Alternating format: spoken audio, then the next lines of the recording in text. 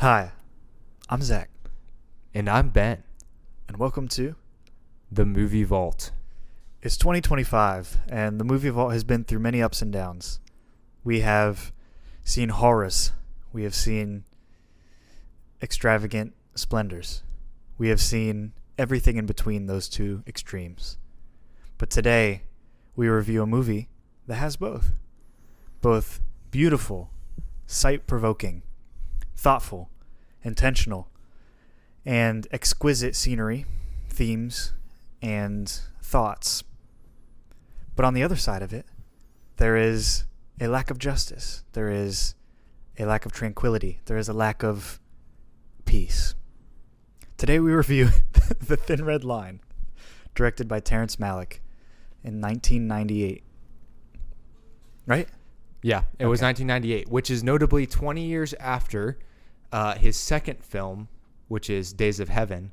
A podcaster I listened to wrongly referred to his second film as Days of Thunder, which I thought was hilarious because I was just imagining Terrence Malick directing Days of Thunder, which is a movie I haven't seen, but I know it's about NASCAR and it has Tom Cruise in it. So I probably should watch it at some point. But just imagine Terrence Malick making a movie about NASCAR with Tom Cruise in it and how different it would be than probably what Days of Thunder is. Yeah. But no, Days of Heaven, he was correctly referring to the film because he went on to say that it was, painterly and landscapes were amazing and it was beautifully shot and Paramount produced it and all of those factually correct things, but he just accidentally called it Days of Thunder. And he probably never realized it until we'll go back and listen to our podcast and be like, oh, shoot, did I do that? But that's such a gap between his second film and his third film. And although the film that we have reviewed right before this in the order of sequence, the sequence of release on our podcast, and I'm referring to A Hidden Life, which is his 2019 film, this is his third film.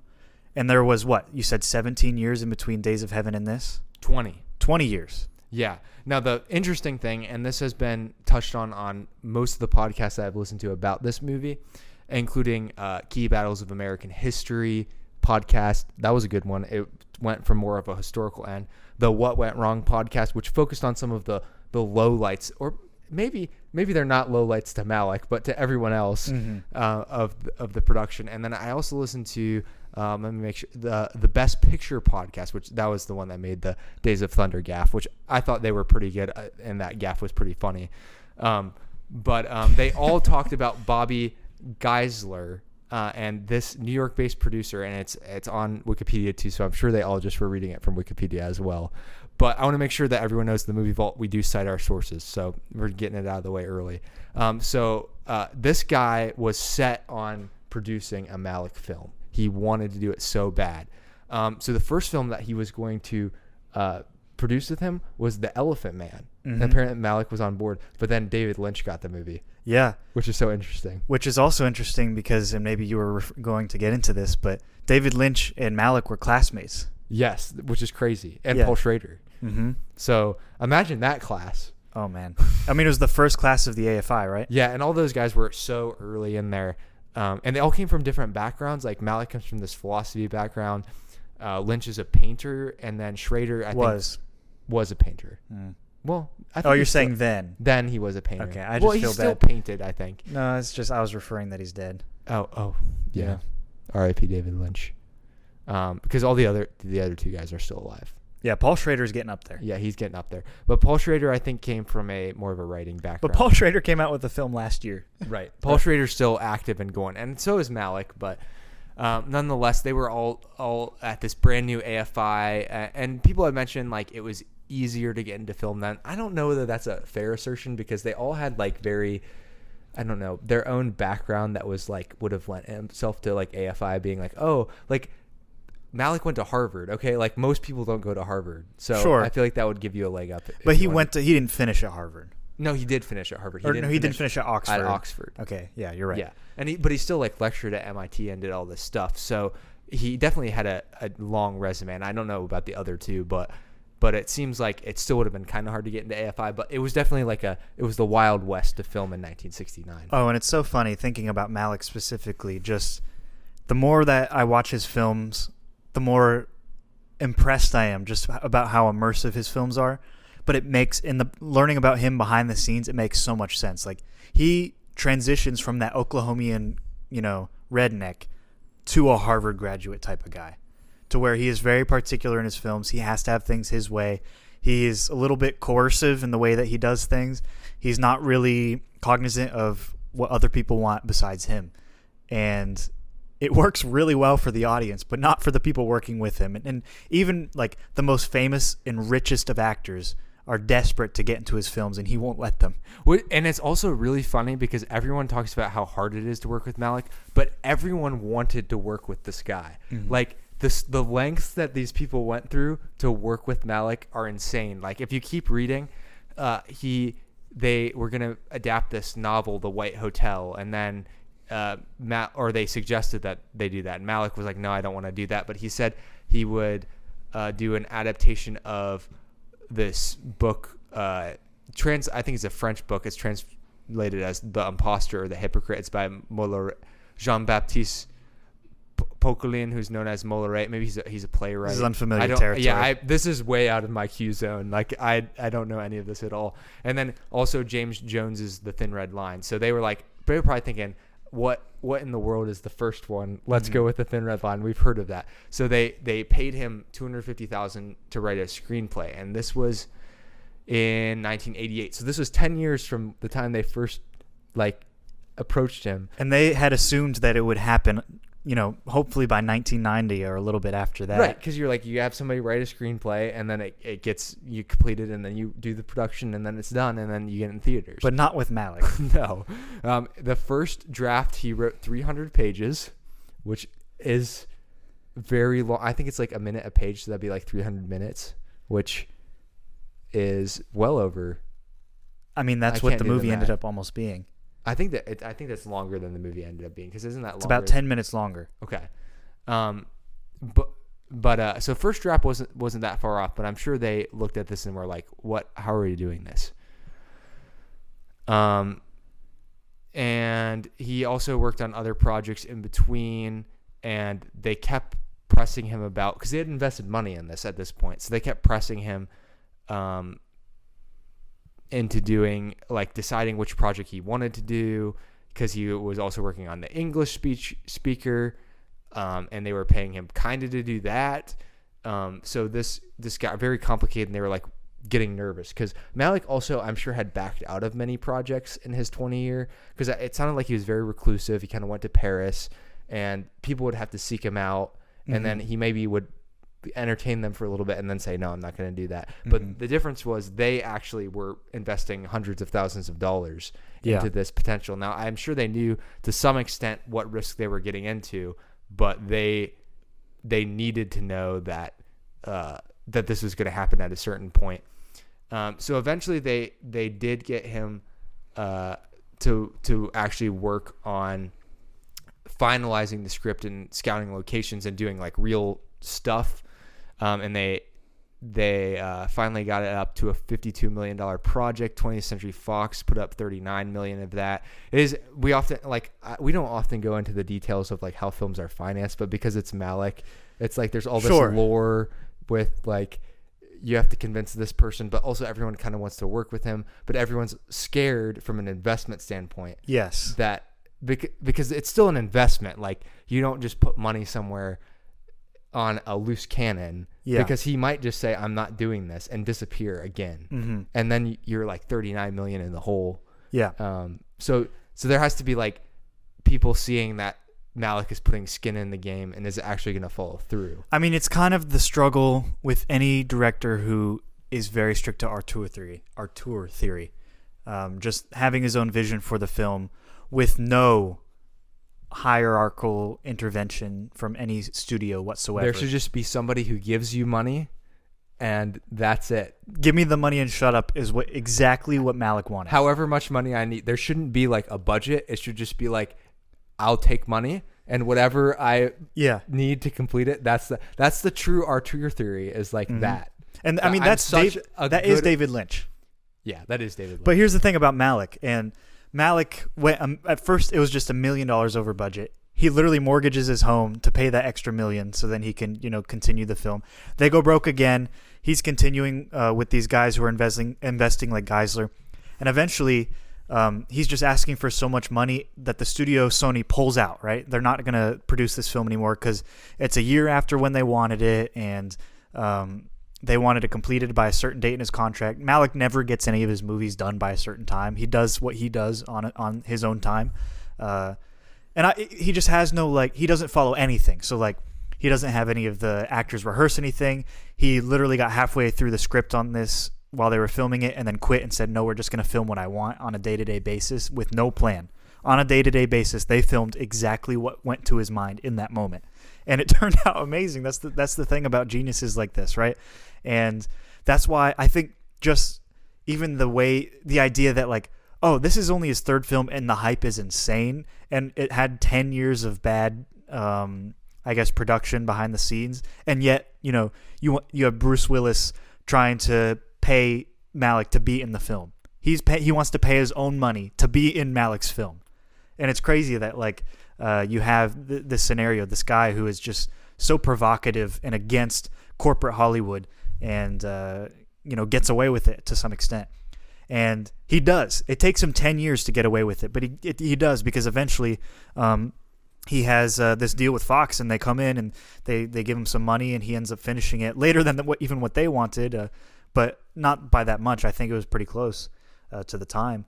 And he finishes it. It's amazing. It's beautiful. And we're at the Thin Red Line, 1998. Yeah. And there's a litany of any actor you can think of who's popular in the 1990s got talked about being in this movie, and that just goes to show. I won't even recount, because it's been talked about to end that De Niro and all these people, and who knows to what degree they were actually considered or not. But he ends up with kind of a group of actors who are on the front end of their careers, so they're burgeoning stars, and they haven't quite made it, and there's kind of some drama with a few of them, with Adrian Brody going to be the main character, and then Malick decides, hey, you were the main character in the book, but you're just a side character in my movie. He's in 5 minutes of the movie. And he barely says any words. So of course Adrian Brody would go. I mean, was recently in The Brutalist. I don't think he's sitting in bed thinking about how he probably feels grateful. Yeah, in some ways it's he had his moment later, but at this time it was probably a huge blow to his career just because this was supposed to be his breakthrough performance. But truthfully, the thing about Malick is, because it's such an ensemble cast, and really in any of his movies, it all comes back to Malick. People remember all the stuff that Malick does, so it's not even really a good movie for an actor to be this is going to be my breakthrough. Oh no! In the first place. So they film in these beautiful locations in northern Australia in the rainforest, and that's where we start the movie. And it's in as many people described, Eden-like atmosphere, private wit, and I think is it just Private Wit who goes AWOL? Yeah. There was another guy there. I think there's another guy too. But Wit is kind of the main character of the film, if we can call anybody the main character. And he's gone AWOL, and he's living a really carefree lifestyle. He's getting along with the natives. It looks amazing and beautiful. It's very idyllic. Yeah. Idyllic. And then he, of course, gets caught. Yeah. And he gets brought back, and he gets punished. They don't punish him.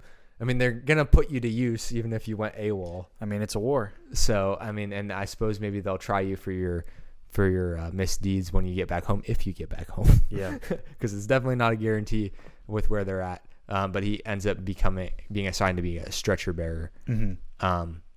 It's kind of a hard movie to go through in a chronological way, because it's really not. Well, there's no plot. There is necessarily. No plot. It's kind of crescendos. There's moments that it builds to. A big moment is, I'm gonna mispronounce this island. The Guadalcanal. Yeah. Is it Guadalcanal? Is that how you pronounce it? So maybe this island of Guadalcanal has a very important airstrip on it, and the Japanese are, if they are able to build up this airstrip, it could be a very important strategic area for them. that would really impact the Americans, and it's in the Solomon Islands, I believe. This is where the history podcast really helped me, because you do not get any of this background information. You just got to know the specific context. I mean, maybe in a few lines of dialogue you get like things named and stuff, but like it's very sparse. But it's also, it makes sense because it's an adaptation of a book that was a true story, right? Right. So it was based on James Jones's experience in the army during this Battle of Guadalcanal. Yeah. So it's like this brings me to this great John Cusack, and John Cusack was in the movie, quote, and he says, "I don't know if this will make sense the way a normal film does. Terry's wildly intuitive and impressionistic. He wrote a script based on the novel, and he's making a film based on the script, but he's not shooting the script. He's shooting the essence of the script, and he's also shooting the movie that's up there on the hill. He's trying to transcend the book and the script and himself. He's just out there. He's a wild cat." I thought that was great. It was like, this is a guy who takes something, but it's just like source material for the true thing that will arise out of the text. Like, instead of looking at a script as like it's like a thing to be followed, it's sort of like a source of inspiration. Yeah, and that's the thing about Malick, is he really does live in the moment, right? He's not a guy, we talked about this in the Badlands, he doesn't do interviews, he doesn't do anything like that, he doesn't like publicity, he didn't even let his own wife in his office because he was so secretive about his work, and he just lives in the moment. He says, like, he quoted another guy that in saying, like, we should spend more time in cemeteries because we need to just realize that we need to live in the moment, otherwise we're just going to die and it's not going to matter. So it's like Malick was he's kind of like a universalist too, so he kind of believes like in a universal hive mind of humanity, and you can see it in a lot of this film. And I'll give credit, like I heard this theory from the What Went Wrong podcast, and I completely agree with them. Just the idea that, like, yeah, Malick is like, his stance is it's going to be in the moment, and when he is filming his film, he just abandons all rules, as if he knows that the only thing that is good about the film is the fact that it's derived to fit what the context of the film actually is, if that makes sense. So they're on that specific hill, they're filming in that specific location with those specific unnamed actors that he thinks look good, will do well in the movie. It reminds me of Sissy Spacek. Yeah. Because we said it wrong in the last one, by the way. Yeah, we definitely said it wrong. She was an unknown actress. The only reason he hired her is because she could twirl a baton. He was like, you can do the thing that I need the character to do in the movie. Exactly. So that's what he's looking for. He's looking for someone to fit the specific thoughts that he's having, and not even thoughts that he's having that he writes down, the thoughts that he's having in the moment on that day.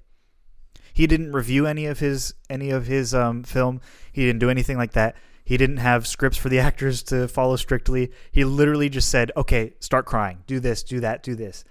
But that is probably very smart, because you think, like, how do we capture good moments in a film, thought-provoking moments? And often it's hard to recapitulate what someone's brain thinks of a thoughtful moment, putting it on paper, and then deriving it from that, right? It's hard to, like, copy paste, because there's just, like, details missing, or the vision from one person's brain to another just doesn't completely match, and then there's inconsistencies, or it just doesn't get the full feeling, you know? And the only way that you can actually create a Malick film is by just going for it like a wildcat, like John Cusack said, just in the moment, filming whatever little bird, by a tree dying is doing, and then forming your movie around that, right? There's that little scene of a dying bird, and then he has a line in the movie talking about what the meaning of the dying bird, right? So it's it's like that. Very, very spontaneous, which is crazy, because he's also like an organized person, very thoughtful person, but he's in his movie making, he's in the moment.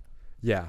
And I think a lot of people described him as like the anti-Spielberg, and there was a lot of these podcasts referenced how Saving Private Ryan and came out like 6 months before The Thin Red Line, and they were kind of like put together, which is kind of ridiculous, because they're not at all supposed to be like the same movie. I actually have never seen Saving Private Ryan, so I can't really have an opinion on. They're not the same movie. One of them's pro-war, the other one's anti-war. Yeah, one I think focuses a lot more on heroism, I would guess, which is not a bad thing to highlight. But I think this movie will hit closer to home in a lot of ways, even for people who haven't been to war, because if you put yourself in what it would be like, if I got drafted to go into World War II, how would I feel?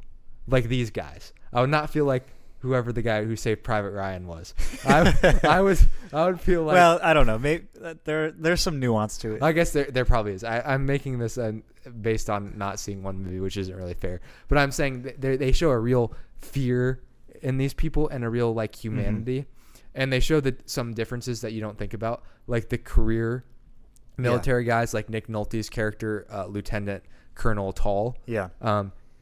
This is all like he was happy that there is a war because this is an opportunity for him to get promoted. He's in there for 15 years and he's jealous because this guy gets a war right when he enlists, right when he's an adult. Because think about it, like most of the time I don't know how the military works now, but you weren't necessarily in an active war, so there's a lot of preparation for a theoretical war, but nothing happening. So what are they gonna like promote people based off of, like kind of just random stuff, right? Like things that aren't necessarily based in how would you perform in battle. Well, now here's an opportunity to be like, my strategic, analysis, my ways of doing things is actually like the best, and this is an opportunity. But it obviously can leave people short-sighted because Lieutenant Tall actually does not suggest the right strategy, and it actually takes the person under him saying, hey, we actually need to, like, disobeying his orders, saying he needs to do something differently, and then that person gets punished and another guy gets promoted. And that's just the way that the army works. Like there's no there's no room for people to push back, because if everyone was pushing it back against orders, that would go all the way down, and then nothing would ever get done because nobody would shoot a gun, nobody would do it. It's all based on this like hierarchical system of this person tells you to do this, and then you maybe get some like discretion underneath that command to like make smaller commands, but it doesn't work the reverse way. You can't go up and be like, you're wrong. But in one of the pivotal cases in this movie, Captain Staros like actually goes against Tall's order, and he's right. He's absolutely correct. But it was like a suicide mission. You don't get rewarded for being correct in this situation. So and he fully knew in that moment what he was doing. He was protecting the lives of his men, and that's worth the loss of a career for him. Right. But not for Lieutenant Colonel Tall. Right. Who eventually does make the right choice, which you have to give him, but it takes him so long to get there, and you're frustrated that. Yeah. And he still has to go through this like army method of punishing someone still have to make it like reflect good. There's still like a very political aspect to all of this, and you're like, why is this political? There's like actually people dying, like we're losing. But to him, this is a war. People are supposed to die. Like these privates and stuff, their job is essentially to put their life on the line. And he knew that. He was willing to make those. He's like, are you willing to sacrifice your people, right? How many people are you willing to sacrifice? And it seemed like Staros wasn't really, or Staros. Staros wasn't really willing to sacrifice anyone, and Lieutenant Colonel Tall was. And his point was kind of saying, how can you be in this role if you're not willing to? Because maybe in this situation he was right, but maybe in another situation, from Tall's perspective, he'd be like, you need to have the guts to be like, this, you were called to do this for your country, and this is what we're going to do, and we have to do it. Which brings me to my first of what I think the two big themes in this film are. One of the first lines in the entire film is, in this world, a man is nothing, and there is no other world but this one. That is what the commanding officer tells the AWOL guy. I can't remember his name. Wit. That there's a lot of people in this movie. And you don't really follow any characters completely, at all. So you kind of just see a character for a few minutes and then they move on. So there are a lot of characters. And Wit is being reprimanded for his AWOLing, and this commanding officer tells him this line: in this world, a man is nothing, and there is no other world but this one. And it seems like from all angles, all perspectives, Malick is trying to introduce us to the idea that war dehumanizes everyone, right? So you think of, okay, obviously the privates, even the colonels are dehumanized, right? Because they're just puzzle pieces in this grander war, right? They see the Japs not as humans, right? They go over there and they just kill them. they also see the indigenous people not as human. And Wit is kind of this foil to this narrative, right? Because he can see beyond what's happening in the war because he is thinking about his wife. He's thinking about, right? That's his wife. No, this is actually it's confusing. It's another guy. It's Private Bell's wife. Bell's wife. But like there are some foils to this theme where it's like the opposite of what war does, which is dehumanize. And the Wit also kind of has a lot of these lines that kind of show like, oh, there's more to life than just this. Like he talks about his people, the indigenous people, and living there and stuff like that, and how it's just like he says, oh, you guys never fight, and they're like, oh, maybe sometimes, haha, you know. And then he goes back to them at the end of the movie, and he sees them fighting a little bit, as if like there was some American influence on that, right? So then he kind of like he's not really smiling at that part. But I thought, there was a scene in the beginning of the film that also kind of shows this, like these soldiers are walking in this field of wheat or something like that, American soldiers, and this old indigenous man walks by them, and they don't even really look at him, right? And it's like it's like a whole 1.5 to 2 minute scene where he just walks by. It keeps showing him and the people, him, then the soldiers, him, then the soldiers, back and forth. And they just walk by him, and he keeps his head down the entire time. And I'm thinking to myself, like, in those villages and stuff, you know, he would be the most honored, respected, probably in charge person in the village, right? Because he looked extremely old. He's got a big gut. A lot of times having a big gut was a good thing. Right. Yeah, it means you eating good. Yeah. It means you had a lot of access to food and stuff. And they walk by him as if he's nothing, right? It's their land, their people. They come in, and probably the person who is the most respected isn't even noticed. And it reminded me of that first line where a man is nothing. So the enemy is nothing. We on our side are treated as nothing, and the people that are affected by us, like the indigenous people, had nothing to do with the Japanese, had nothing to do with the Americans, right? The only fault they had was living on an island that was in a strategic position.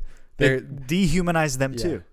So I think it's such an interesting theme. So that's the first theme that I thought, and there's so much more evidence of this. Like, I mean, obviously General or Lieutenant Colonel Tall sending them in a suicide mission, knowing fully that they're going to die, or them, like, you know, treating the Japanese people as if they're nothing, even smiling at the fact that they're about to die. And of course, like, they killed their friends. Like, there's some aspect of like natural revenge too, that could be somewhat understandable from a fleshly perspective, but it's still like nobody cares about anyone. And at the end of the film, one of the soldiers is talking about how all he sees around him are lies. Like, the general is like, if you do well, you know, there's promotion, stuff like that. Like, I'm your dad, you're my sons. And it's like, he went through his, you know, quote unquote dad sending him in to die. So it's like, all I hear around me are lies. Nothing around me is real, you know? And he's like, I might not even get to go home. So it's like, there is a lack of humanity, and we could define humanity from many different angles, but you know, or purely from a respect of like life and like valuing, like not purposely putting a life in danger or in threat. Like, for as much as they honor the deaths of people after they die, it maybe rings a little. I mean, and it rings. I think the higher up it goes, the harder it is to like believe the honoring of the dead lives, because their decisions directly affected like the outcomes for these people. Yeah. Whereas the people who are honoring them, who are alongside them, are like, that could have been me. And exactly. That was somebody who I fought, like went through like really hard times with, and helped protect me from this happening to me at this point. Yeah. And you think about Tall, like he never sacrificed himself for his people. He was never like even in the front lines really. And then you have the guys in the battlefield on the hill, right? And they're going out there to try to save the kid. They're going out there to try to save the guy. And the guy's just like, kill me, kill me, kill me. Let me die. And it's like, no, I want to save you. Like, the people that are forced to be there are the foil to the idea that a man is nothing. Right. And it's interesting how war has changed. You think of the great warriors of the past. I mean, you could go as far back as King David or Alexander the Great. Sure. and maybe it's not always true, because there's definitely times you can think of that David was not on the front lines, but there are times where it's like the leader is the one leading the charge into battle. He's the one in the front. Now, maybe that's just a picture we get. Maybe that's King David has an example of the opposite of that with Bathsheba, right? Yeah, he was sitting at home in his castle, not had anything to do with the fighting. So, and then he did actively murder someone through his command. It was even more pointed than a lot of this, which was not based on it's more so based on, well, I mean, you could say the intention was based on a motive. Do you think Lieutenant Colonel Tall was with that guy, Bell's wife? Bell's wife. Well, it sounded like it was a possibility. But he wasn't in the Air Force. He was not in there. No, it wasn't that. But, I mean, he still had a motive for making these orders, which was to get promoted. So, and it's changed to where now these people who are in command are, they're like, well, I'm the strategic genius, so I should not be risking that it's going to be harder to replace me than it will be to replace.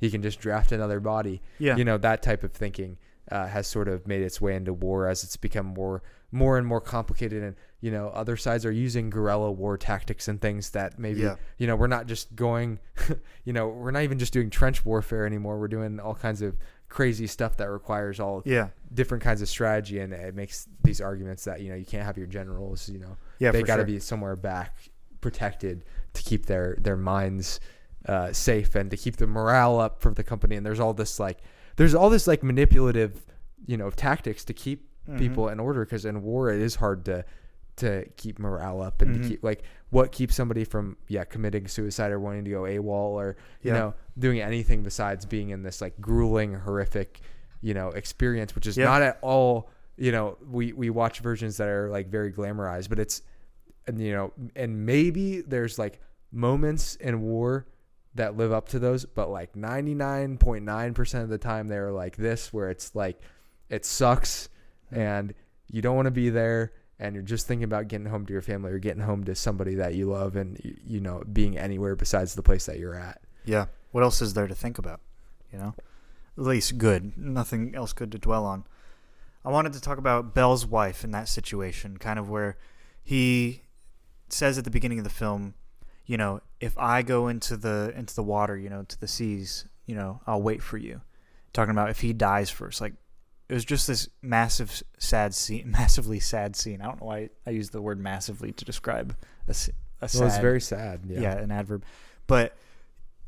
And then I see a scene of her, right? And Bell's its name's Bell's, right? I forget. Private Bell. And he's on the beach. She's in the water. So I was thinking to myself, did she die first? But then I was like, okay, maybe it's just not supposed to be that deep. But then at the end of the film, she leaves him, right? And she just goes for an Air Force guy, and she basically just tells him, I was too lonely to wait for you. Yeah. And that's another part of the film. Even the motivations that get people through these things are often fleeting, not real or fleeting. And you think of at the end of the film, they talk about, oh yeah, this war won't be over by next Christmas, right?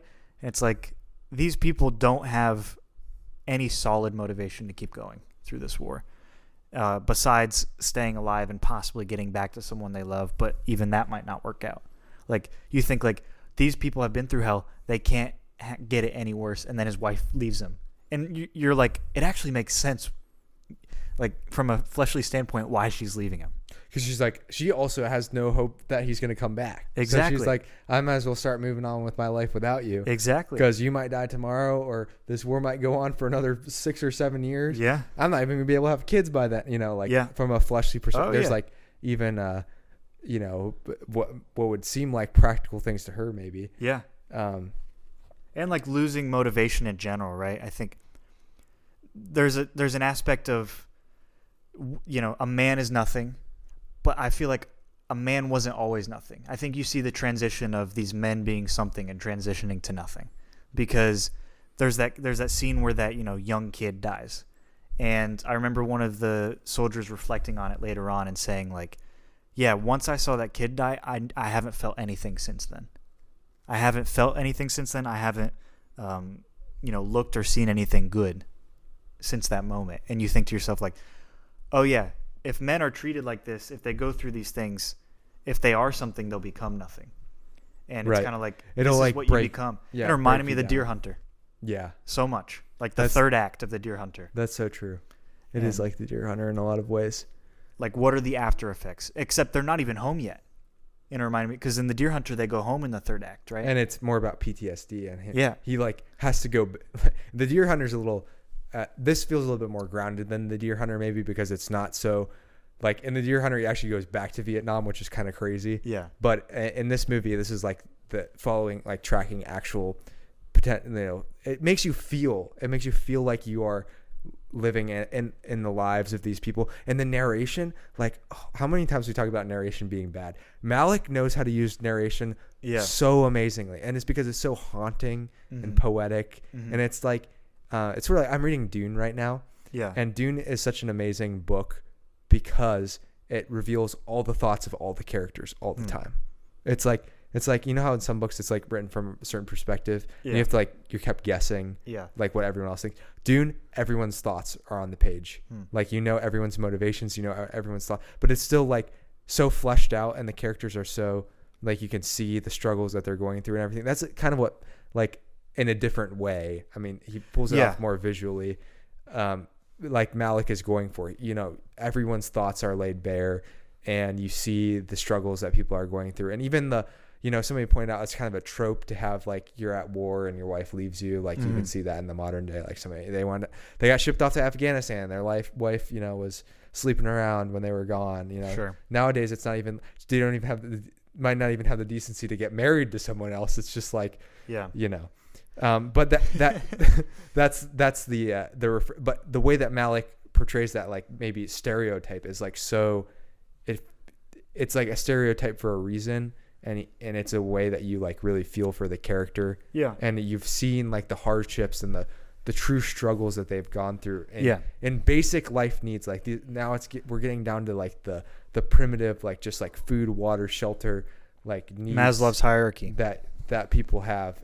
And they're asking people to, like, sacrifice those basic needs for, like, the highest level of Maslow's hierarchy, right? Like, national protection. That's like a good point. Like, so you're sacrificing your basic needs for someone else's, like, grand scale needs that will maybe eventually trickle down to their basic needs too, if the war were not to go in their favor. But it's hard to see. It's kind of like, it's like a lot of jobs where you would never, you know, you probably don't see any direct effects of anything you do, and you see, like, your brothers and your friends dying right in front of you. You have to go through so much trauma, and then to not see, like, on a ground level any benefits from that has to be tough as well.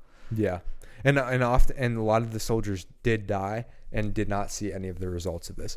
And World War II is an interesting setting too, because I think, like, we've talked a lot about Vietnam movies on the podcast, and we have, like, listened to stuff about Vietnam, and Vietnam was interesting because there was a lot of political people, like, didn't agree with the fact that the war was done. But World War II is different because a lot of people don't argue that, like, the U.S. should have been a part of World War II. Sure. If anything, sometimes people are like, we should have been part of it sooner, or, like, you know, like, there's movie like Casablanca is kind of about, like, it was a propaganda piece, like, trying to get the U.S. into World War II in the first place.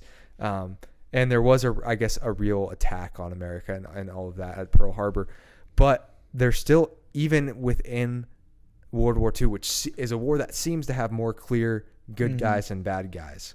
There's still so many complex moral arguments, and it just makes you realize, like, there is no morality to war. War is just, like, the result of human sin and evil, and so you can be kind of fatalistic about it and be like, it's completely inevitable, like, you're gonna get dragged into a war no matter what you do. Or you could be like, you know, try to be like the world's perfect pacifist who's like, no matter what, you should never, you know, like, go to the greatest extremes to not join a war. Which was kind of the U.S. position until Pearl Harbor, was to kind of be like, well, it's bad, but we're going to stay out of it because it doesn't directly affect us. But it's especially as the world becomes more globalized, it's going to be even more, like, we're already having even more arguments about, you know, what war should we be a part of. But war is not something that has a moral, like, you cannot come out on the morally good. Like, for sure. Because you can't think about life like it's like if you do more good than bad, and it's like completely shows that that's the case, because all of these heroes of the war are these generals and these people, and they're the ones making the decisions for people to die. Yeah. Yeah. And, there's truth to that. And sometimes it's like, whether intentionally or unintentionally, we corner ourselves to only have bad decisions to make. And I think that often happens in war. And, it's only Tuesday, and this is the third morality of war conversation that I've had this week.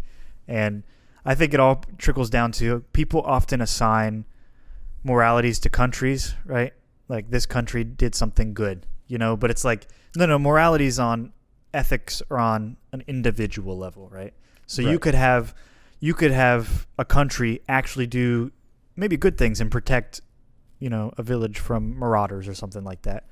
But then there's like maybe a couple murderers in that army that's protecting them, and they go on killing some marauders that are innocent and didn't do anything. You know what I mean? Like, yeah, there's no winning if you're going to set it up like this. Like you could you could as a general make a good move, but then one of the soldiers does something dumb.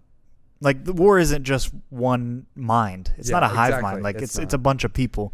So there's no such thing as a perfectly just war ever. And you think of like, oh yeah, God instituted wars. Yes, of course. But he, his chosen people were Israel, and that was the way that he chose wars. And now his chosen people are his church. And they didn't and it's different. They didn't always follow his commands that he directly gave them. No, often not. And, the war is different now. It's definitely a lot more spiritual, and there's definitely physical war to happen. But you have to think like, yes, we're also instructed to have some type of physical protection. That's a right that people have. And I'm not talking about an American right. That's less important, like a God-given right. But like, there is like, whether or not that applies on a national level is a very big question, right? Do we apply the rights that we have as human beings to be able to protect the sanctity of life on a national level where it gets so cloudy and so just gray? And then if you set yourself up as like which I think the U.S. has been accused of a lot, of being like, we are the beacon of light in the world, then all of a sudden you're responsible for all the other wars that happen. And that puts you in these and that's when the Vietnams and I'm sure there's other political motivations for a lot of those too, which is sort of the shady underside of wars, that there's also a business aspect to war. Yeah. So but we can really get into the weeds. Well, I'll just say this, like, a lot of that stuff probably happened after World War II. They saw how profitable it could be. Yeah, as a side effect of World War II. And it doesn't mean the generals are, making bank, but it's like, there are economies built on war in America. So, and I think there's some, we shouldn't set up a culture where we're spitting in the face of the people who come back, because all of these people, these privates and stuff especially, they had no choice. They would like. And the alternate was like, I guess, going to jail, which has that benefit your family, or like what I mean. Some people probably made that stand as who were pacifists, but like these, to a large degree, they're just a part of the machine, or part of the country. Like, this is when you're born into a country, there's like a kind of a contract that. Like, I guess you can leave the country if you don't agree to the contract, is kind of that's why with the understanding, like, I'm signed up for the draft. Like, they could tomorrow decide that they're going to draft, and I guess, like, I have a career now, so maybe it would put me in a position to do something with that in the war, which might be nice, but I would still like have no choice. I'd have to go. So especially as a young man, like, and that's in a lot of countries. One of our friends' parents made sure that he was born here before he was born, so that he wouldn't have to join the army. Yeah. In the country that they're from. But anywho, that, we could do a whole outside the vault on the ethics of war. I wanted to point out a few specific artistic styles that Malick put in this film specifically. One, he's obviously drawing off of his previous experience. I think Days of Heaven is still the best cinematographically sound film that I've ever seen in my life. Or Days of Heaven. What did I say? Days of Heaven. I would concur. Yeah, I would concur with that. I think you said maybe last time we were, but anyway, there's something just so painterly about it. It is. It's so beautiful. Yes, I agree. Like, so obviously, the narration. I have a few lines that I wrote down, handwritten, by the way. That's how good they were. So there's a line that says, "Your glory, mercy, peace, truth. You are a calm spirit. I understand it. Courage, the contained heart." I'm not even fully sure what that means. There's another one. everyone looking for salvation. Everyone is looking for salvation by himself. He's like the coal drawn from the fire, right? And then there was, let me not betray you. Let me not betray you. In you I put my trust. And then there were those scenes where they were fighting on the hill versus the Japanese. You can't hear any of the things that they're saying. And it's like, yes, I'm immersed in this film now. I can't hear any of these lines. I need subtitles. I kept them off because I knew Malick wouldn't, Malick isn't making a movie for subtitles. Yeah, that's so true. Even the other languages in this film don't have subtitles intentionally. There's that shot of the baby bird limping on the ground during the first battle scene on the hill. And then they talk about how at the end of the film that kind of, when they see a bird like that, most people see like a broken, destroyed thing, but some people see like, oh, even though he's dying, like literally, there's like some kind of good spirit within him. Like they can see that he's like, there's like some fire or like motivation in him, that he's like happy to be dying. So it's like, that's an interesting thought. That's not at all what the exact quote is, but that's kind of summarizing what he said. There was, obviously there was that guy that saw the kid die, and then he hasn't felt anything afterwards. And then he also lost his desires for women after this experience too, which is so sad. And then, and then at the end of the film were the greatest lines in the film. I think we have the first theme that I talked about. I haven't gotten to the second theme yet, but the first theme that I think is this film is centralized upon is that a man is nothing. And then this kind of bookends it, right? So that one of the soldiers says, "This great evil, where did it come from? How did it steal the end of the world? What seed and root did it come from? Who's doing this? Who's killing us?" Yeah. And I think it speaks to Malick's, my bad, that's my alarm, philosophical background. Yeah. Which is that he's not, like, we kind of got into the weeds a little bit about the ethics of war, but he's getting to the root, which is human evil. And then the question becomes, what brought this in? What's the cause of this? Yes. Why is this something that we're continually dealing with? Yes. Because the root of every problem that people bring up that cause war is human evil. So it is a very fitting conclusion for the movie. Yeah, and it's like evil. Where did it come from? Who's doing this? Who's killing us? Because they understand, like, nobody wants to be in this scenario. On an individual level, this whole war isn't any one individual. You can think of national leaders, but then you can think of like, oh, it led to this, it led to this, it led to this, it led to this, right? It's a culmination of many different people's sin that led to this war. So like, who is killing us? Who's doing this? What seed and root did this evil come from, right? Because you look around and you could see your best friends killing people and maybe sinning in that. You also see them dying and being forced to do it, right? You see the general who his life and career kind of depends on these killings to happen. Even people who die under his own watch, on his own team. So it's like, how did we get here is the question that's asked. And it's an amazing one. And then at the end he says, this darkness, is it in you too? He notices that this darkness has infiltrated himself and also the people within the war. And it's just an amazing question to ask. And then in that shot, there are these dead Japanese people after they invade that village at the top of the hill, after they win the little battle. Or I shouldn't say little battle, when they win the battle. And right above the Japanese people are these vultures, right? It reminded me of the bird scene or the crocodile or the vultures, right? That there are these animal representations of what the humans are, right? And the vultures really are that evil that's kind of just waiting for these people to die. That's what I was thinking when the line was said. That's a good thought. And this Japanese man is pleading with him right after that shot. And then you hear, he doesn't say it to the Japanese person. It's in his head, and it's a voiceover. And the soldier says, "What are you to me? Nothing." And I think that bookends one of the first lines in the film, which is, "A man is nothing." And it shows the enemy is nothing. They themselves are nothing. They've been infiltrated by this evil. And then the people around them, like the old man that walked by them, the indigenous people, are also nothing. And then also, like, you see Staros being relieved of his command. He's nothing, right? They get a week off from rest because of their victory. Then they have to go right back into it. Like, it's just fleeting. It's nothing. It's meaningless from the ground perspective. On the grand perspective, you can see World War II and be like, wow, a great evil was defeated, right? Hitler was defeated. But that's literally the highest level that you can look at. I mean, besides like the morality aspect. that's like a really high level of looking at it. If you look at it at the individual level, it's much harder to see any goodness, any prosperity, anything good at all. And another line at the end was, war turns men to dogs, poisons the soul. And then this scene leads right into Bell, right? Is it Bell or Bells? I keep forgetting. Bell.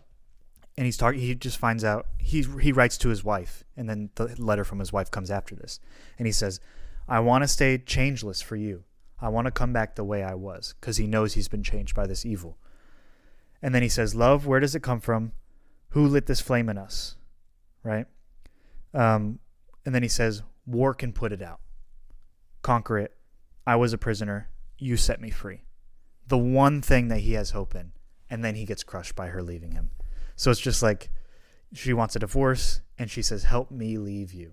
And it's so sad. And then she wants him to get angry so that she feels less bad about leaving him. Or she's just being completely honest. Yeah. Like, help me leave you. I need this. And I get it. Like, she might actually need it. That's not the way to do it. That's a fleshly way to look at it. But she might actually need something. She might be dying inside because of stuff like this. You know, being attached to someone who's probably going to die. So this leads me, I think this is the most interesting part of the film. And I know we're already 51 minutes in, Ben, and I'm about to open a Pandora's box right now. So the second theme of the film is everyone's motivations in the war are linked to how they view death. So I think I haven't done any research. My first A Man Is Nothing point wasn't by any research that I did. I think I tried very hard with this film because I'm learning who Malick is and that I really have to pay attention. So I think when it comes to each of the men and the way that they die, their motivation, their character within the war is linked to how they view death, right? So I think an easy example to look at is Woody Harrelson's character, right? He is this guy who's not afraid to do anything. He's the first to raise his hand when they need someone to go and fight, right? To be in the front of the lines. He's willing to do it. He's able to do it. And he wants to be that hero protecting his country. It doesn't even seem like he cares too much. And then he gets his butt blown off, as he says, by a grenade on accident. Right, which he pulls. So it's his mistake that kills him. Yeah. That's no fault of the enemies. And then all of a sudden, this great strong man becomes this weak boy, right? He says, this is how I die. I blew my own butt off. This is he's questioning, this is it. This is how he wanted to be this great man of valor, dying in battle, but he kills himself on accident by taking that grenade pin out. And it's not really that funny because it's probably part of a true story, maybe, unless Malick added that in. I don't know. He needed a part for Woody Harrelson or something. Yeah. But, Woody, I'll get you a part. But it's like, it shows, his view of death was, I want to die valiantly. And he doesn't get that death. So he becomes a weak boy in that moment. He didn't even fear death, right? But it was the way that he died.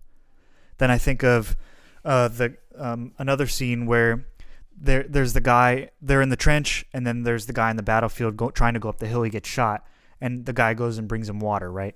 I believe it was John Cusack's character, maybe. I don't remember. One of the soldiers goes and brings him water, and the guy's just like, no, let me die. Let me die. Let me die. He's like, kid, goodbye, kid. And he goes back into the trenches, right?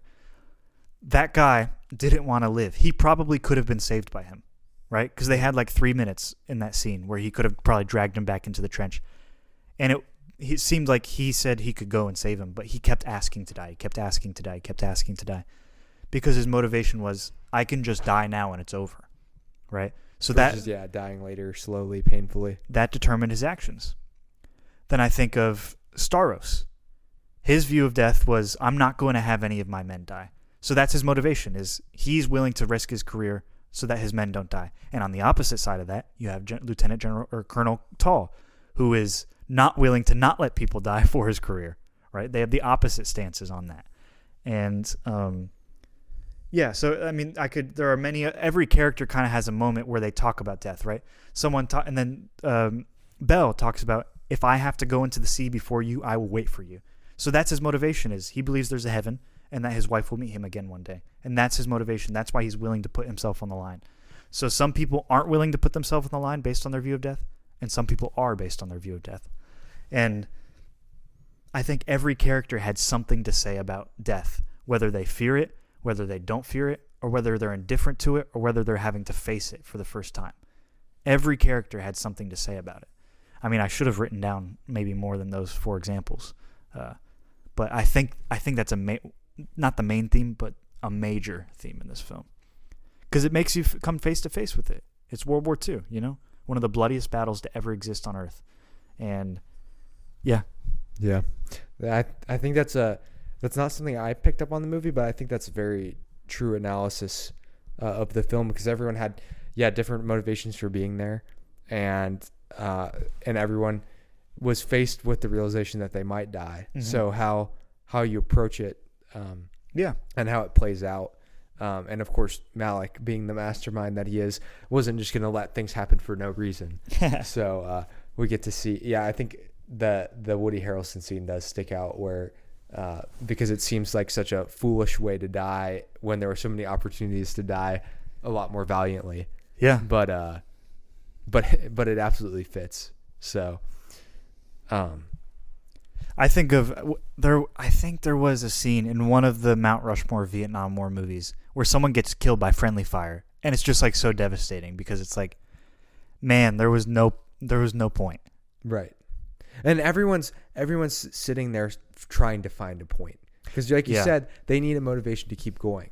So if you keep removing the points that they have, mm-hmm. the arguments that they have for why they should keep going, it makes the morale crash down. Yeah. And if you can't even die with honor, and you start, becoming a person, like you said, it's changing you. It's changing like what your motivations and what you do. And it's hard to keep living day after day in that, and not, start thinking about the enemy, and thinking about like, what you would do to them if you get your hands on them, and, all of the, like, start ascribing all of these things. When you actually see the Japanese people, I think somebody else pointed this out too, but like that I listened to, but they're like real scrawny, and they're mm-hmm. not like, these are not mighty samurai warriors. This is not, it's not Senjuro. No, it's not Senjuro. And they are, and they're certainly not fighting with the same honor, as they're not using, they were known to, abuse the natives and things like that. And sure, we can ascribe like pat the U.S. on the back and say, hey, we didn't do that, so we're better. But at the end of the day, these were people who were also drafted into the war to fight for their country, and maybe they should have fought hard. Maybe we could say they should have fought harder to not. Yeah. But like putting yourself in their position, would you, and this kind of goes back to the A Hidden Life a little bit, like mm-hmm. and it maybe was less obvious for the Japanese people. Yeah. Would you actually have the strength to stand up to your government, or would you just follow along with what they would say? Yeah. And that's kind of actually the same for like, if you feel strongly about the U.S. in any way, like, would you actually have the strength to be like, no, I'm not going to do that. I'll serve the consequence out. It may not be death, but it's certainly not going to be pleasant, whatever it is. And it has ramifications for your social life, and your family name and all of that. And so the Japanese warriors were really, or warriors, fighters, they weren't warriors. They were just, regular people. Yeah. Who just got probably also out. Forced. Yeah. Also forced into this. And they had pride and honor. But you can also see the real fear in their eyes. Yeah. Once they're attacked, and once they're, begging for mercy, and like nobody wanted to be there. Yeah. Nobody wanted to be If it were any of their choices, none of them would be there. Yeah. And they might get along with each other. You always hear the stories of how, the Germans in the U.S. had a soccer game. I think that was like World War I or something like that, in the middle. And it was like everyone actually gets along. Yeah. And it's like, so, but then the next day they went back to killing each other, because it's not about whether they could get along. It's about these bigger picture things. But I like what you said about it, like thinking about the morality of war as an individual thing, because all of these really poignant anti-war movies, and I don't even know that, I think calling this movie an anti-war movie kind of misses the point of the movie a little bit, because I don't think Malick made this expressly with the statement of like, with his main moral mission being like, I'm going to end wars. Or maybe not anti-war, but anti-pro-war. Yeah, it's anti-pro-war, but it's kind of like, let's cut the cheese. Let's show war for what it actually is. Let's not try to glamorize it. Let's quit making these propaganda pieces. Yeah. and and let's show some real human struggle. And I know that's kind of, having been someone who hasn't served in the military or anything like that, maybe it's not maybe I shouldn't be making this argument, because I'm sure there is an appropriate time for recognizing people's sacrifice. Yeah. And this movie doesn't shy away from saying these are actual people who did sacrifice their lives. Mm-hmm. It's more of just making you question things, mm-hmm. which is another healthy, motor that your brain can function, is just thinking through things and being when we say these big, nationalistic things, and especially in association with the military, what do we actually mean? Yeah, what is that? Sure. What is the actual cause? Are we just pushing more people to this end? Yeah. And if we are pushing more people to this end, is it worth it to do that? It's making you ask those questions. Because sure. I just watched Come and See too, which is also classified as an anti-war movie. And I was just thinking about how it also shows, the very small, village level impact that war had. Mm-hmm. And straight down to the life of a young boy and his family, and then the villages, and it showed it in a little bit more abstract way sometimes, kind of and it of course came out before Thin Red Line, and it was from a little bit different perspective, from maybe an area of the world that had a little less military might. So what year was that? It was 1985. Okay. And it was about Belarus. So they're kind of in the middle of the war. They had some ties to the USSR at this point, but they're not even they got occupied by the USSR. Mm-hmm. So they're going through that, and they're also, being attacked by and you're just caught in the middle, and you're just it shows it from a perspective that a lot of people in the US we wouldn't know about that perspective if we didn't have a movie like that got out there. But we can definitely resonate with the Thin Red Line, because we can think of stories of people that we knew who or just common stories that we hear about people serving in World War II, and having to fight in the Pacific Ocean. And we can kind of say, well, what, you could think what if that was me back then? Yeah. So there's more of a direct implication maybe. For that. But like I said, I think maybe Malick is realistic enough to say that I don't think he thinks war is going to be done, or maybe that there may still be a place that you have to support war in a sense, mm-hmm. but he wants to make sure you really show the effects of what happens. Sure. And the individual. Malick has also been through a lot. Right. So, I mean, he had siblings die, and, through tragic ways and stuff like that. He's been in himself some tragedies. And I think he's really good at expressing pain through visuals rather than dialogue. And that's the same way in A Hidden Life, I would say. In some ways, it's the same ways in the facial expressions in Days of Heaven. And you'll see it in Tree of Life, I promise you that. Good. And less Badlands. I think Badlands was different. But that was him finding his groove. Sure, yeah, that was him. That was his studio. That's his version of the A Straight Story, as we said, his David Lynch's studio production. But I think Malick is just so good because at the end of the day, emotions aren't words. At the end of the day, words can just describe feelings to the extent that we're comfortable with. They're like the derivative of emotions. They're not exactly the direct reality of them. And Malick showing just even facial expressions with a lot of these characters. And then the voiceovers help, right? But the voiceovers are you don't remember the voiceovers as well as you remember the visuals. The visuals of these men going through these things. And the main part of the movie that I remember is not them killing the Japanese people. It's not them going through the rivers or the trenches.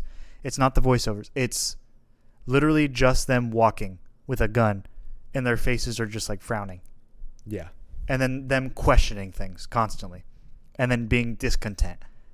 I think that was the main takeaway I had, is discontent, struggling, depressed men who were struggling to find motivation. They're motivationless. Yeah. That's a great way to summarize. Men as tools, men is nothing. They're pawns. They're pawns in a great scheme. Sure, and aren't we all? Yeah. Aren't we all? But that's an extreme example that I hope I never have to experience, and I feel bad and sorry for many of the men who in our lifetimes have had to do that, right? Right. And I think it is eye-opening just to the degree of trauma that people can have at such an early stage of life as well. At the end, one of the characters was saying, like, yeah, I think I'm just going to be done with this. I think I'm just going to make a decision to be done because my dad said that you're not supposed to just have this much bad things happen in the beginning of your life. And I know it's going to get worse before it gets better, but I want life to get better. I'm just going to decide. I'm done, And it's like, then he just goes and lines up with the other people. And it's like, well, probably not. Yeah, you're like, it's definitely not going to get better from here. It will get a whole lot worse first. And maybe another aspect of this movie that you can get because of such of the focus on individuals, and it hopefully can create more empathy, because there are a lot of problems with veterans in our country, and I'm sure many other countries. Oh yeah. Which, with the reality that experiencing these things does change you as a person. It causes problems you didn't ask for, and you respond to things in ways that you wouldn't have if you didn't experience them. And a lot of times, you're just kind of expected to go back into society, and you might get a round of applause here and there, but you're supposed to just keep going on, and you may never reflect on the things in an appropriate way, or it may drive into a further state of depression. You may never leave that state that you were in like the depressed state that you were in battle.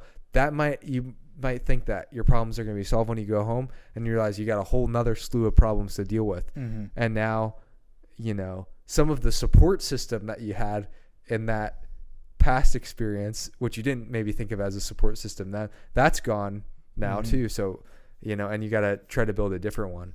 And there's been many movies about PTSD and things like that as well, which we learned a lot more about after World War II, because so many people went through harrowing experiences, and a lot more after Vietnam, and a lot you start to see in movies were one of the first things to pick up on these ideas with Taxi culturally Driver. At least, yeah. Culturally, yeah.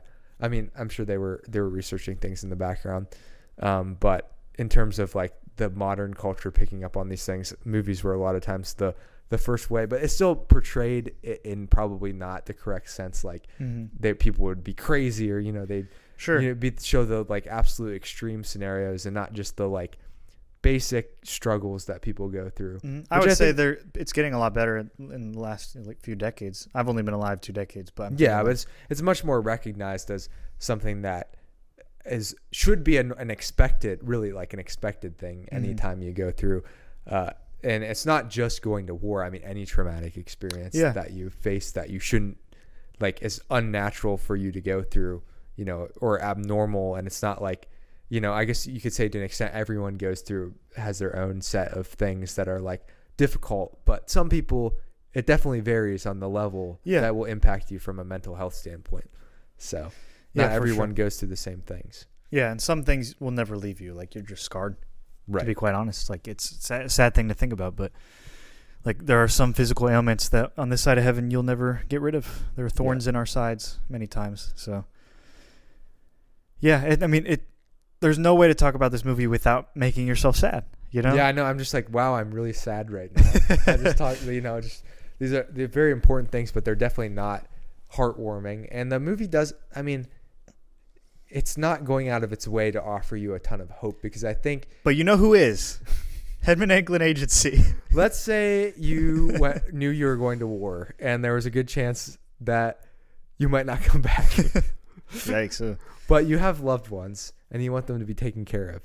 Well, they can be taken care of by Hedman Anglin Agency, who is now offering life insurance, along with auto, home, and business insurance. So if you've already signed up for auto, home, and business... good for you, but make sure you sign up for life insurance. And use the online tool. Use the online tool. It is awesome. You can see lots of different companies, and then the experts over there at Hedman Anglin Agency can also guide you through, tell you some things about the companies you may not know about. Some of them have better ways of converting and plan so you can get term life insurance for a set amount of time, but then you might want to convert it to whole life insurance, which is a different thing. And for a lot of people, getting whole life insurance doesn't make sense when you're young because you're paying like a very high rate for something you may never utilize. But later on, maybe it makes sense with the conversion. So there's just lots of things. There's things you don't think about that Hedman Anglin Agency will think about for you and will prompt you to help set up your family to be in the best case scenario. And so how do you call them? 614-486-7300. 614-486-7300. Tell them Ben and Zach sent you. Yeah. We're still giving Ben O'Shea a shout because he did such a good job promoting them last week. Yeah. Yeah, we got some royalties from that, which was nice. So thank you, Hedman Anglin Agency. What were you saying? I'm sorry, I completely interrupted you. I was meandering on about it being depressing, but and I think I was saying something along the lines of Malick doesn't necessarily go out of his way to give you hope, but I think it's because he's leaving you room to wrestle through some of the questions that we talked about. I mean, his whole thing is he was a philosopher, and sometimes philosophers are annoying because they don't really give answers. They just find more complex ways to ask questions. So, and of course, at some point that might become counterproductive, but to an extent, it can be good to ask, thought-provoking questions. And this would be a case because you're actually having to, and even in the context of like, we're both Christians, but there's still things to think through. And of course, we should always go back to scripture to help work through those, like our answers to these questions, but they're still philosophical questions, like, and we're still called to like have critical thinking skills and work through these things. Yeah. I just wonder like what philosophical questions are actually possible. Like what questions in philosophy does nobody know the answer to, but like we could possibly on this side of Earth finding it, because we figured out some answers to philosophical questions. That is true. I'm just wondering like what's still discoverable in that realm. Off the top of my head, I can't think of much, because you're right, a good deal of philosophy is also devoted to sort of a, like if or should I say an agnostic, would that be a fair way to say it? Like if you have more of an agnostic view of life, there's more things to discuss in philosophy because you're sort of entertaining. Because you got more questions. Yeah, you got more questions. You're entertaining moral frameworks, or you're entertaining why you should even have moral frameworks. So that gives you like so much room to write and talk and think. And that's one thing like that's always kind of bugged me is people write books and like all these things from moral frameworks, but then they never wrote a book about like why they have the moral framework in the first place. I'm thinking about like sometimes I'll see books that are like historical, they're about a historical thing and they're looking at it from a specific lens. Have you read Cornelius Van Til? I have not. Okay, you would really like him. He's a Christian guy. He's all about worldviews, presuppositionalism, everything like that, apologetics. All about I'm sure I would love him because, like I said, because this happens in war. People like go back in hindsight and they're like, "This is the way that we should have dealt with it," or "This caused these problems in the world." And they may not be like all wrong about those things. Like they're moral, but they haven't necessarily spent the time like arguing like why you should agree with their presupposed moral framework. Sure, they're kind of just presupposing that everyone should agree with them and then making an argument, which to them makes perfect logical sense because they've developed these, philosophies maybe in ways that they are like kind of indirect. Anyway, this is kind of in the weeds, but it's maybe something that's just me for a little bit, because from a religious, like having a religious framework, and this is not the reason that you necessarily should follow a religion, but it does provide like something outside of yourself and your own thoughts that you're able to presuppose things. Sure, but for those of you without a religion, it should be for now. The reason you get into it. Yes, exactly. Yeah, it should be the reason because that would be a question is like, and I suppose you could drift into nihilism or something like that if you don't want to. But that's also a moral framework. But then you watch these movies, and I was even listening to, of all people, Joe Rogan say something like, we just know that there's evil. Like we watch these movies and we just know, like nobody like except for the coldest of hearted people who are so depraved that they've, done horrible things because their heart is so depraved and they've numbed themselves from all. Sure, I would say everyone, but go ahead. Well, I know what you. Yeah, but you're so blinded. Sorry, I have to be consistent with my framework. Maybe that's a moral framework in and of itself that I'm thinking of, and not necessarily like the fact that they're more depraved than anyone else. I think the average irreligious person or non-religious person would imagine that there's like a scale of moral goodness, and that like often they put themselves pretty high on the list, and then put like Hitler on the bottom of the list as if like there's a difference between you and Hitler. Yeah, in fact, and there is, but like, you know what I mean. Yeah, but I know what you mean. Hitler is. I hope the listeners do. Is a convenient thing to have sometimes for us in a selfish way, because we're so selfish that we can take horrific evils that somebody did and still like use them to make us look better. You know what I mean? Like this is not trying to scale up Hitler any. This is trying to scale down everyone else. Like, you know what I mean? And Hitler's at like, if there's a moral framework, he's at the bottom. He really is at the bottom. I'm just saying, like, if we could framework it, he really is. But like I'm just saying, we have to level the playing field with sin, and with everyone, everyone's supposed to die. But what I'm saying is, at the Movie Vault, we are not arguing that we don't have a framework. For sure. Or that we've created the framework. But Hitler, everything that I know about him was bad. So yes. We need to say that. Yeah. Because there's a lot of stuff going around with Hitler right now, and in no way, Yeah. No association. This is to help us introspectively think about ourselves and how we are flawed, and not to remove flaws from Hitler. And it's funny because before World War II, I read the devil was always used as like the worst, and now Hitler is used more than the devil, which is insane, but also fits with the world becoming a little bit more a-religious. Yeah, and that's what I'm saying. Like, there's a shift to, but they still have a figure that's representative of ultimate evil. Yeah, which again is like points to what, and I was like, wow, Joe Rogan's making the moral argument for God here, like, and he doesn't even believe it, but he's still making the argument. Like, he's still taking an agnostic view of it, but nonetheless, like, he needs to stop hanging out with Duncan Trussell. Yeah, Duncan Trussell. He's talking to Quentin Tarantino and Roger Avery. That was a great episode. It was a great episode, but they're maybe not the most spiritual people. No, their God is that video store, the 1995 your kung God fu can movie. Be like movies, apparently.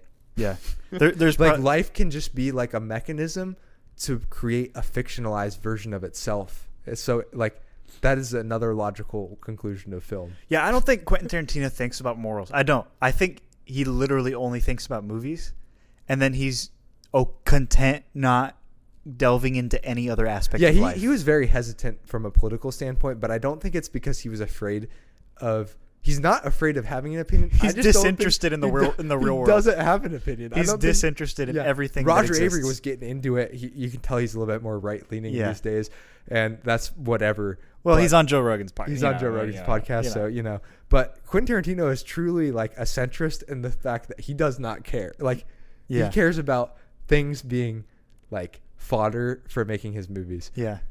We can't get away with having a podcast without talking about and that's him. The thing, like, and maybe we just ruined our chances of having him on our podcast, but no, he doesn't care. He's not care. Gonna listen. He's also, no offense, not the greatest guest of all time. No, I know he's not the best, but he's but still he's fun. An amazing filmmaker. He's fun to listen to. Don't let me hear. But here's the thing about him, okay? People like Terrence Malick. This is full circle. People like Quentin Tarantino, Terrence Malick, Paul Thomas. Well, except for Paul Thomas Anderson, he's the exception. Other people like that. In order to like be the best at your game, you have to sacrifice something. And a lot of these people sacrificed niceness, organization, being a decent human being, whatever that means, right? That doesn't fit within my moral framework. But I'm saying like that you have to sacrifice a lot. You think of the best movie, like Apocalypse Now, the horrors behind the scenes in that film. And then you think of like The Deer Hunter, the horrors behind the scenes making that film. Most of the all-time greats are like, their stories are just about how it's a miracle that it ended up being one of the all-time greats. This is what Tim Dillon would say. Right? If you want to make a good movie, someone's got to die. Someone's got to die. At least one woman's got to get shot in the face That's by why Alec Rust Baldwin. was such a good movie. Yeah. That's what Tim Dillon would say. You know that, 100%. He would say that. In order to make a good movie, Alec Baldwin's got to shoot someone. So think about, there's people out there with the perspective that someone's got to die making a movie, let alone war. So yeah, that's the kind of people we're dealing with. But my point is, like, Terrence Malick seemed horrible to work with. I don't want to work in a cubicle next to him. Although yet everyone still wanted to work with. Although notice after the Thin Red Line, the big names didn't seem like everyone was crowded into the New World or whatever his next movie was. Yeah. To be like, I'll work for no money to be in this. I mean, he did work with Brad Pitt in Tree of Life, so obviously. But also, it is a different generation of actors that are now, right? Where the Timothy Chalamet or the Zendaya or the Tom Hollands that literally want $1 billion to be in the next Spider-Man, Dune, etc. Yeah, the movie has to be like a good $1 billion because you have to just be able to pay the actors, and also they put so much money into the sets and the digitization of film, and and some of it's great. Like Dune is like, I just talked about the book Dune and how I love this, and the book is causing me to have a whole new appreciation for the movies, and it's great. Like there's great stuff even with all the sequels and all the reboots, and there's still great stuff that's coming out. Yeah, but it's just like Malick is one of a kind. That's why we're talking about him. Yeah, and that's why we're spending so long every episode talking about him. Well, it fits with the type of director he is. He can get a 3-hour movie in under a Sony label, right? I mean, what 3-hour movies does Sony release? Right? Nothing. They released Morbius, like literally Morbius was their brand. And honestly, the fact that the Thin Red Line made like $40 million, I think it grossed like 90 something on a $52 million budget. That's impressive. It's impressive, but it was still underperforming for Fox. I'm sure it was underperforming for the amount of time it took. But it's because this movie was clearly got the Saving Private Ryan crowd, but it didn't get the Saving Private Ryan. Probably had the I'm going to go back and I'm going to bring my friends with me type of thing. Whereas this did not have that. This one was, we see it with Grandpa and then we don't go back. I dove. You talked about watching it with someone who had never seen a film that wasn't narrative driven, and I guess I was like thinking back. I was like, yeah, there was once a time where I wouldn't just go into if I watched this movie in my right after I'd watched Goodfellas or something really early on, and when I was getting into movies, I'd be like, this is dumb. I'd be like, this is pretentious. This is, and maybe it is. I don't actually think I use that word that much anymore when it comes to movies. Which means we're becoming pretentious. Exactly. We've joined the club. By the way, Ben, you fully brought me into it.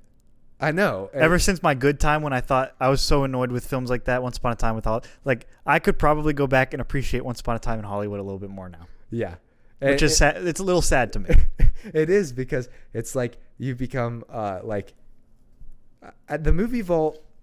We have a self-reflective moment every 5 episodes, but the Movie Vault is as much a journey in learning to love movies as it is anything, which is, I think, the thing I've greatest appreciated about it, is because I was actually, 2 of my friends just started a podcast about baseball, and I was giving them tips and stuff. But one of the things that I said, I don't know anything. What tips did you give them? I don't know anything about. Well, just stuff getting it on Apple and things really stuff that was technical and not it's not necessarily how to get a film director on your and they figured it out. They figured it out pretty quickly. But as I was reflecting on the Movie Vault when I was talking to them, and I said, when we started the Movie Vault, I really had no right to call myself an expert of film. And you label a podcast the Movie Vault and you say you're reviewing movies, people expect you to know something about movies. Sure. I didn't really know. I counted on my Letterboxd. I started it before we started the Movie Vault. I watched 37 movies before we started the Movie Vault. Mm-hmm. And since then I've watched 570. Wow. In the last 5 years? Yeah. Because we're at a 5-year mark? 4.5 years. Yeah. Yeah. So 570 films in the last 4.5 years. Now, if I maybe tack on another 10, 15 movies to that 37 number. When you were a kid or something. But when I was a kid, what did I watch? Disney movies, Pixar movies. I mean, my parents admittedly are not movie people. They don't like what they didn't go out of the way to show us unless movies. It's Planes, Trains, and Automobiles what's the other one? Planes, Trains, and Automobiles was a big one. There's another one that your dad watches, right? Yeah. I could probably think back to a few others, but it was like a big deal. Any movie I thought was cool that I got to watch, like I remember pushing so hard to be able to watch Lord of the Rings. And I'm not like painting my parents were not, they were being smart. Mm-hmm. They didn't want us to just watch anything, which is smart. That's good parenting. Mm-hmm. But they didn't necessarily go out of their way to be like, there's movies I could have watched earlier, I'm sure I could have handled, that they just didn't go out of the way to vet, which I don't fault them for, because maybe I wouldn't have been as interested in movies as I am today if it wasn't for that like curiosity that was kind of built. But I watched some like really bad movies that I thought were like awesome when I was younger. But I also watched like Lord of the Rings and Star Wars and stuff like that, like the stuff that everyone watches and is like, you know, your formative, basically you're learning about like loving stories at that point. Yeah. Like, cause those are all like hero's journey stories. Like loving film is a completely different thing. So to be able to like build up to the point where you can like truly appreciate someone who is like I said, those are story based, narrative based films, which are great. But there's also a reason we have books, and there's a reason that those books are revered. Like Lord of the Rings is revered as a great novel, because there's some element that like nothing you create visually will be as great as the text. Yeah.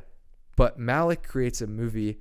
It's ironically based on a book that I don't think the book could recreate this experience. No, because it's so derived. It's so derived. It's like it's derived from the book, which is derived from the script, and so on. So it's, I think, where you start to realize, oh wow, I've become like a cinephile or like a lover of movies, is you start to love movies that are like that are like truly understanding the capability the medium has to like accomplish like something that like a book couldn't. It's like drugs. Or a play couldn't. It's like drugs, Ben. Here, listen. So you start off with the gateway drugs, right? Yeah. You work your way up, and then you start pushing the boundaries of what type of things you can do to your body. And listen, drugs are like, I do not. I'm obviously against it. I worked in the ICU. We had to deal with many of these people, unfortunately, and they didn't even know that they were in this mess, and they didn't know how they got to the point. Sorry, this isn't that. The analogy isn't meant to be sad. You get to a point where the movies that are interesting to you are the ones that make no sense. Like Inland Empire is an amazing film. I love Inland Empire. We have the Blu-ray on Criterion Collection. I love David Lynch. I love Inland Empire because it pushes the boundaries of what I'm used to.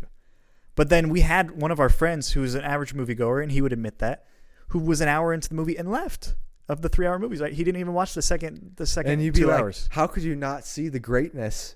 But it's just it's not something. It'd be like, well, it's like Mersbo. Yeah, it's like Mersbo. Right? The album that I got you for your wedding.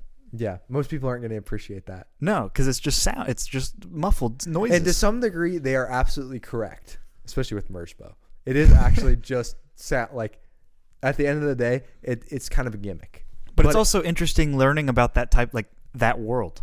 Like right. There's a world of people who make that. There's a world of people who listen to that. And you can't say he's not genuine or he's not like trying to achieve something through it. Now, what he's trying to achieve, like, should I be supporting? I don't know. But it's interesting that it exists. Yeah. And that, and of course, like that is how art works. And with Lynch especially, I mean, I would revere him as highly as with Malick, but it's interesting that he is someone, as I've seen, like, my Instagram feed became all David Lynch after he passed, which it's very sad that he passed. But it was all David Lynch. And I realized, wow, this is a guy who really, like, he was a high level artist. Mm-hmm. He had some interesting thoughts, like, about transcendental meditation, all this stuff, and the subconscious. Mm-hmm. But I was like, but he created like a world that, like, you'd be like, this is crazy. But like, people sit down and watch Mulholland Drive and sit down and are like, wow, that's like, there's something there, like thought provoking. He truly was able to like bring the mainstream and the art house crowd together, which is so rare. Yeah. Especially with Twin Peaks too. 100%. Twin Peaks was a lot of the people who got cult following into him. Let me take this further. Yeah. David Lynch was a man who had so much raw, natural creativity to where even though he didn't latch onto any truth in life, he was able to like create some amazing creative things, right? Stuff that like transcended any normal piece of art, stuff that like wasn't just a movie, stuff that wasn't just a painting, right? what was the one thing he did to get Laura Dern an Oscar or an Academy Award? He like was with a cow on the corner. A cow. And this was about Inland Empire, a movie that had like a $600,000 budget. Like, you know. And like no, even the critics weren't watching this movie. And it's not even just that. Like, he created a short spin-off film, Rabbits, that like integrates into the film Inland Empire. Like, he's just pushing the boundaries of he doesn't care about the order. And again, like, he didn't latch on to truth, and that's sad for us, but it's like also the raw natural creativity within the man is inspiring to some degree, even though we don't fully agree with it. It's really just cool to see. And then that's why movies are interesting to me, Ben, is because movies don't just have to be something that you watch in a narrative form, a Marvel movie where you have to follow the plot and know all the Easter eggs. I think that's what movies have been dumbed down to. I think that's the typical Hollywood or even Bollywood type of film is, here is stuff that happens. You can even think about it, and maybe it brings up good themes about life. But movies should be so context specific that they make you think in all different directions. And like I said about my analogy many times in different episodes, there's the forest or the jungle analogy, where you have your different films and your different areas of the jungle, and everybody's journey is different. Some people find oases, some people find different biomes, some people find monkeys that kill them, you know. But when you, Ben, go through all the 570 movies or however many movies you watch, the evolution that happened in you is, and in myself as well, and anyone who has gone through this journey, and I'm being so dramatic with this, it's just movies, right? Right. But anybody who's gone through this quote-unquote journey, the evolution that happens is you start to not just see things as movies, but you watch a movie and then it affects how you start thinking about your relationship with your wife, or it affects how your relationship with your job, or it affects how you start seeing different things in life, like a lamp or a car if you're David Lynch, or like someone's facial features if you're, you know, I don't know, if I'm studying anatomy and I see close-ups in Inland Empire. Like, you start thinking about not even random things, like God ordains it, but it's like different things in films. So like, on top of the different worlds of movies that are within itself interesting to figure out the history of movies, that's interesting. The background, the behind the scenes of movies is interesting. The actors guilds and everything that goes on, those are all interesting. You know, all the wars and different things that have affected the political stances of movies. All of that is interesting within itself. But the context-specific, person-to-person, interesting thoughts that movies bring about are the key to film for me. The reason that I could probably go back and appreciate Good Time or Once Upon a Time in Hollywood a little bit more now, and appreciate or depreciate films like Black Widow now, is because, which we've reviewed all those, is because those didn't scratch that itch for me. And that itch is like natural, raw curiosity that I didn't even know I had, right? And movies within themselves don't always have to answer questions, but they can ask questions in a different way, or they can bring up new questions that you've never asked, kind of like this film, right? What does it mean on the ground level to be in a war? What does it actually mean? What does it do to you emotionally? What does it do to your family? How will you come back after the war? You know, these are the realities that we have to face in life, not just with war, but like, you lose a job. What do you face when you get home? When you're staring at the floor or at the wall in between the hours from 9 to 5 when you lose your job? Or when a family member dies and you have to go to the funeral and see their dead body, right? Those realities are faced in film, and often you don't have to experience it when you watch a film to feel it, right? You can get extended emotions within you, because us humans, especially guys, are visual creatures. And it's like, we see things and we can feel them, because that's how being made in the image of God is. And films, good films, I should say, even bad films, if you're good at watching movies, can scratch that itch. That is a really good way of summarizing, a lot of the thoughts that I have about movies, because you're right. It trains that muscle. It helps. It can, if you're doing it the right way, like, and you're actually critically analyzing, but you're also like allowing yourself to feel like, you know, I don't think anyone would like movies if you just, if it was just like a purely academic exercise where you're like, well, I can see they shot, because I think I've talked about this before.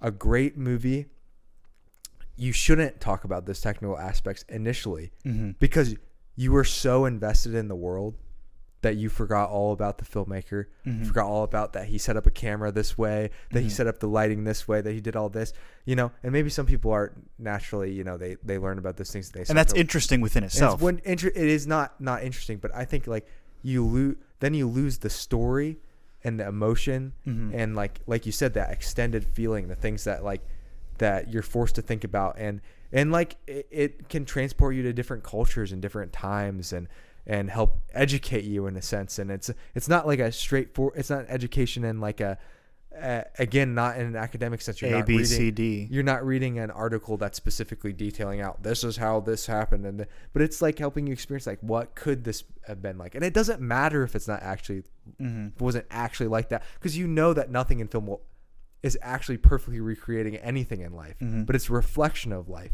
And you can filter it yourself. You can train that muscle, as you say. And it's also, it's kind of like dough. Like dough can harden if you don't, knead it a lot. It's kind of like an Auntie Anne's or Auntie, whatever culture you're from, Auntie or Auntie Anne's pretzel. Where if you don't knead that dough, if you don't let movies kind of, tickle your brain, then you'll go stiff. You won't think about these things. You won't have that part of your imagination open. You kind of need movies, and to kind of punch you at different angles to build up that strength, so that you can actually be like, and this is like, I feel like I'm being so dramatic right now, but I do like movies, and it's like you come across an idea in life and you've thought about that idea before. You're not blindsided by it. You're not in a confusing situation. Maybe you don't know the answer to the idea or the question that you're coming face to face with even the second or third time. But a movie that you watched in 2013 about a panda and him, becoming a dragon warrior, that film asked that question a long time ago, and it made you think about that question. So it's kind of just like it opens up. Movies are a way that ideas can be expressed from different human beings in a way that conversations can't, in a way that hanging out with your friends or growing up with your siblings can't. And it crosses cultures, it crosses national boundaries, it crosses timelines, it crosses decades, it crosses all different sides of conflicts, because they last, right? As long as there's a National Film Registry, at least. Yeah. And your film has been drafted into it. As long as it's good enough by whoever standards to get in. And these ideas can be preserved and asked in different contexts by different people, so that the dough is kneaded, right?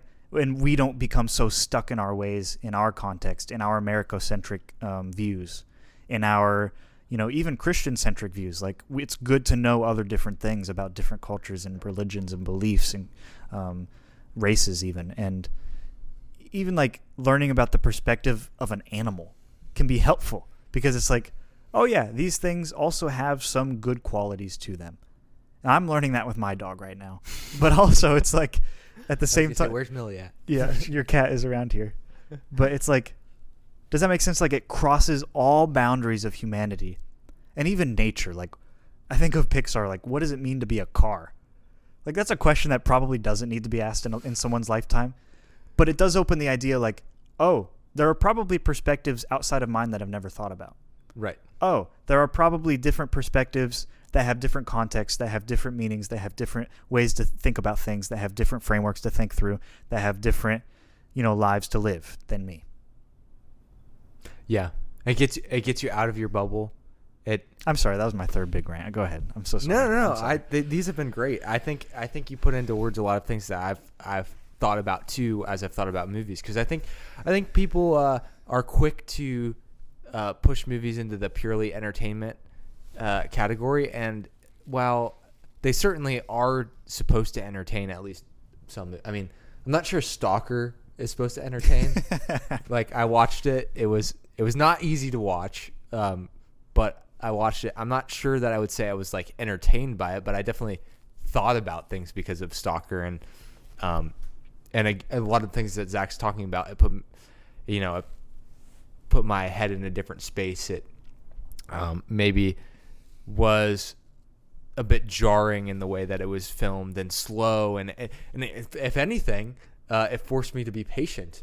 Like there's actually there are like meta levels to look at this. There is like practical, like you can like build your you're if you can sit down and watch a very slow art house movie that has you'll be able to go do some other mundane task that you don't want to do for the sake of discipline. Yeah, it's like a cold shower. Yeah, exactly. And maybe you found other ways to discipline yourself other than that. But if you're engaged in movies, you might get that side effect from time to time. And that's not to say that I would love to go back and rewatch Stalker, because I think I would get a whole new set of things out of it. And hopefully one day we'll do our Tarkovsky series. I don't know that it'll be soon, because we just did a Malick series, so might need a little bit of a break from the long-winded, high-level philosophy movies. But maybe one day we'll get a Tarkovsky arc. And of course, I going back to the curiosity, I think that is my my blessing and my curse is curiosity. Yeah. And I say that because if you're very curious, it can be you'll never reach an end to your curiosity. So it can be kind of you have to have some perspective on it, and also realize that there's times to reel it in and focus on other things. That's a great point. But on the other hand, I've discovered things and helped other people discover things that they never would have discovered or considered without just that like sense that like, but there's more. Like, I like Lord of the Rings and I like Star Wars, but there's more. Like there's more out there like that that can be appreciated that people just don't know about. Like, movies help you with that. And even you could say that a lot of the movies that I've watched are not like, they're still, because of the internet, they're still not outside the realm of like they're popular, because now there's just like niches, and they didn't used to be as big as they are. Oh, for sure. But there's, even with music especially, it's like I love a lot of music, and I've a lot of my friends have started liking a lot of the music that I like, but it's still like coming from somewhere. It's not like I'm just like pulling these. I'm not going to a record store and discovering these unknown bands. Like they're popular bands, but it still is like you still have to go out of your way to find them to an extent. So I think that's kind of the rewarding aspect. That's what QT does. That's what PTA did. And you find the beauty in music and in literature, and you try to pull the truths out that you can, and you certainly recognize when things are maybe a little off base or a lot off base. But there, it's just it's so interesting. And maybe I never had the mind to be like an artist, but what is art if it's not appreciated? Like it's just, it could still mean something. That's the thing. If everyone was an artist, there would be nobody listening. There'd be nobody listening to the albums. Depending on what you say, artist, breathing could be an art, and then everyone's an artist. But here's the thing that you just tickled my brain about. So I think I've learned a lot about myself through movies, because, like you said, I think the curse of both of us is we are both curious about too many things, right? We have too many endeavors in life. We try to spread ourselves too thin in many different directions, right? When it comes to movie or whatever. And like even outside of art, you could say we have a lot of interests and curiosities. And movies are a microcosm of helping build that discipline of prioritizing, right?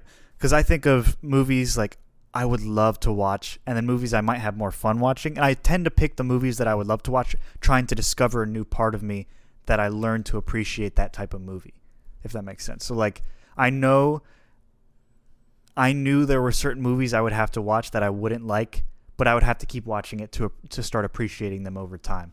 And I tend to do that, and that's curiosity driven, right? But sometimes I have to prioritize watching a Marvel movie. Sometimes I have to prioritize comfort. Sometimes I have to prioritize watching a movie that Anna will like. Sometimes I have to prioritize not watching a movie. That's hard. Yeah. Yes. And recognizing that not everyone has to like reach the level, and that sounds really pretentious. Not everyone shares the same curiosity or even ever wants to watch Stalker, and that's okay. Like, it's okay that not everyone in the world will watch. And it's hard to accept that.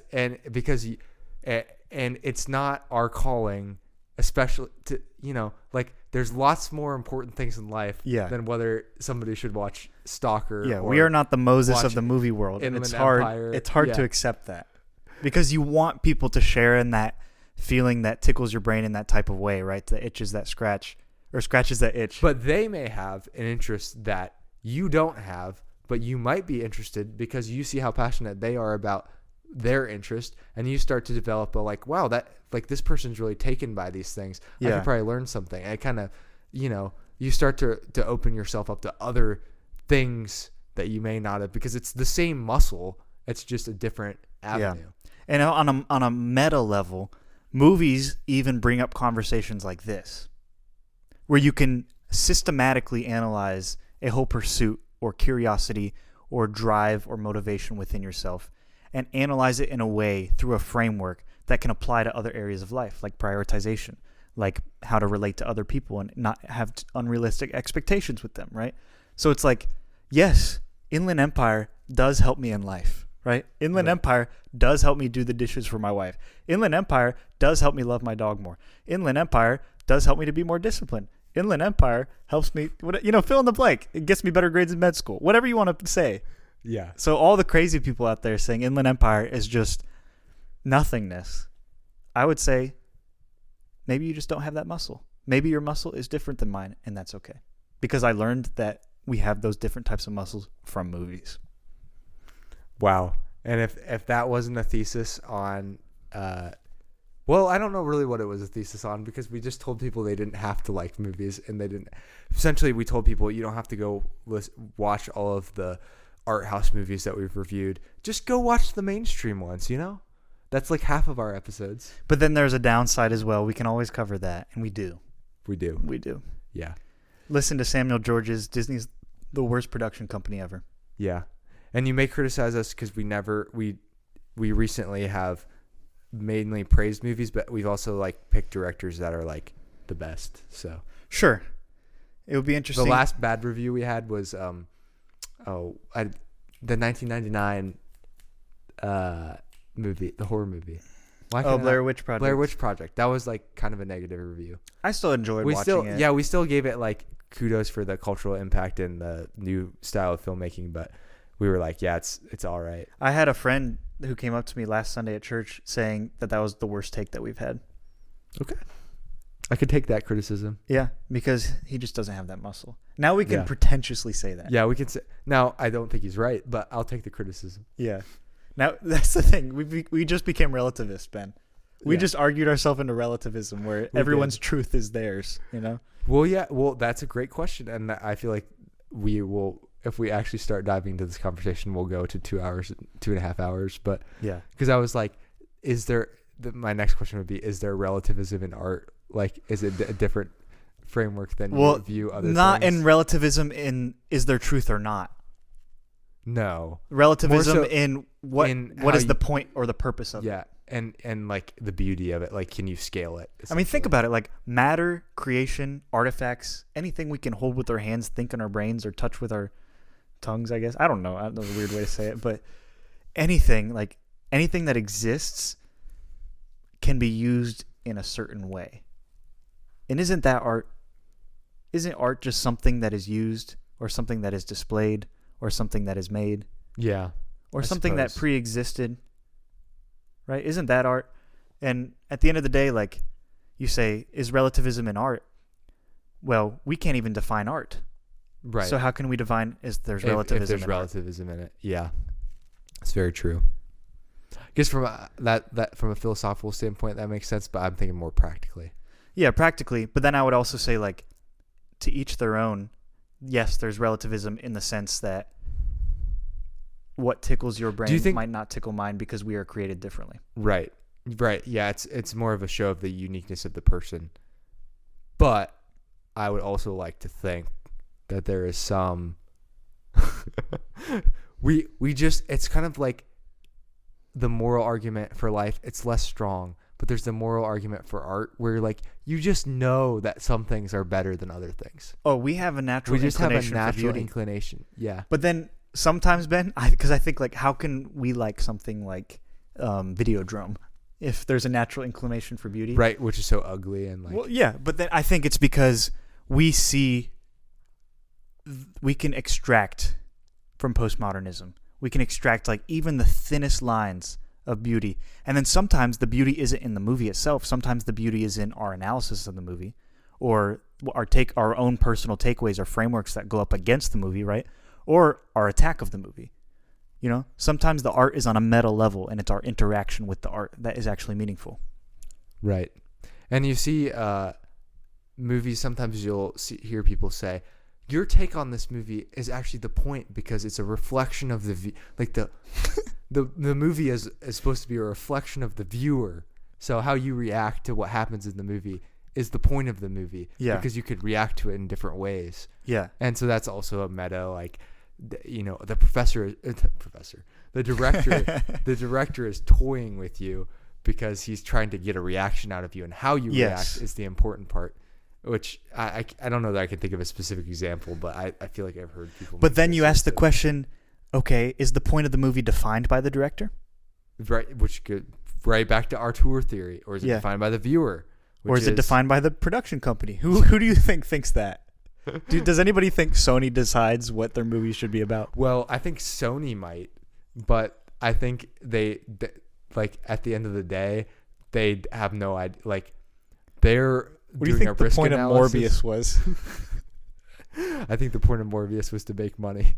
Okay. I mean, it's art. Yeah, it is art. There was a comic that it's based off of, I assume. Yeah. And there is art. There is like an art in being a manipulative executive. Watch Better Call Saul, watch Breaking Bad. There is an art to these jobs. There is an art to making methamphetamine. There is an art to being a crooked lawyer. Yeah. There is an art to being a movie podcaster. There's an art to being a nurse. There's an art to being a doctor. There's an art to being an artist. When there's a show about a dramatized version of the movie Vault, which I think would be hilarious. Like you could add all these subplots that like our lives are not really that interesting. Like we've never fought each other, but there would have to be conflict in the film. And it's like, you know, high level stressors and things that are going on that like never actually happen. Like your wife takes you away from like my med school's too much, and like, you know what I mean? Yeah, it's like a soap opera. Well, I actually liked Quentin Tarantino's analysis that a lot of modern TV shows are like just soap operas. Yeah. And we just like they just feel more complex. That would be how our show would just be a soap opera. Yeah. What do you think the central conflict would be between us? That would like make us face off. Because we would be a boring TV show right now. We would be so boring. Would it be over a movie? Or would it be over something that's not a movie? Like our view. Like med school? They would only, first of all, the people making the movie would not even listen to our podcast. They would listen to the first episode, see we disagree about the camera shots on Good Time, and make that the central plot. Yeah, that's true. They would not go through the hours. Or they would do like an affair, like a love triangle or something, you know? Yeah, it would be like completely... Yeah, they would do that. Or like they would see that you were on the B movie and I wasn't, and there would be like, oh, Ben tried to take off without Zach or something, you know, like some kind of stupid storyline. Yeah, that would be what they would do.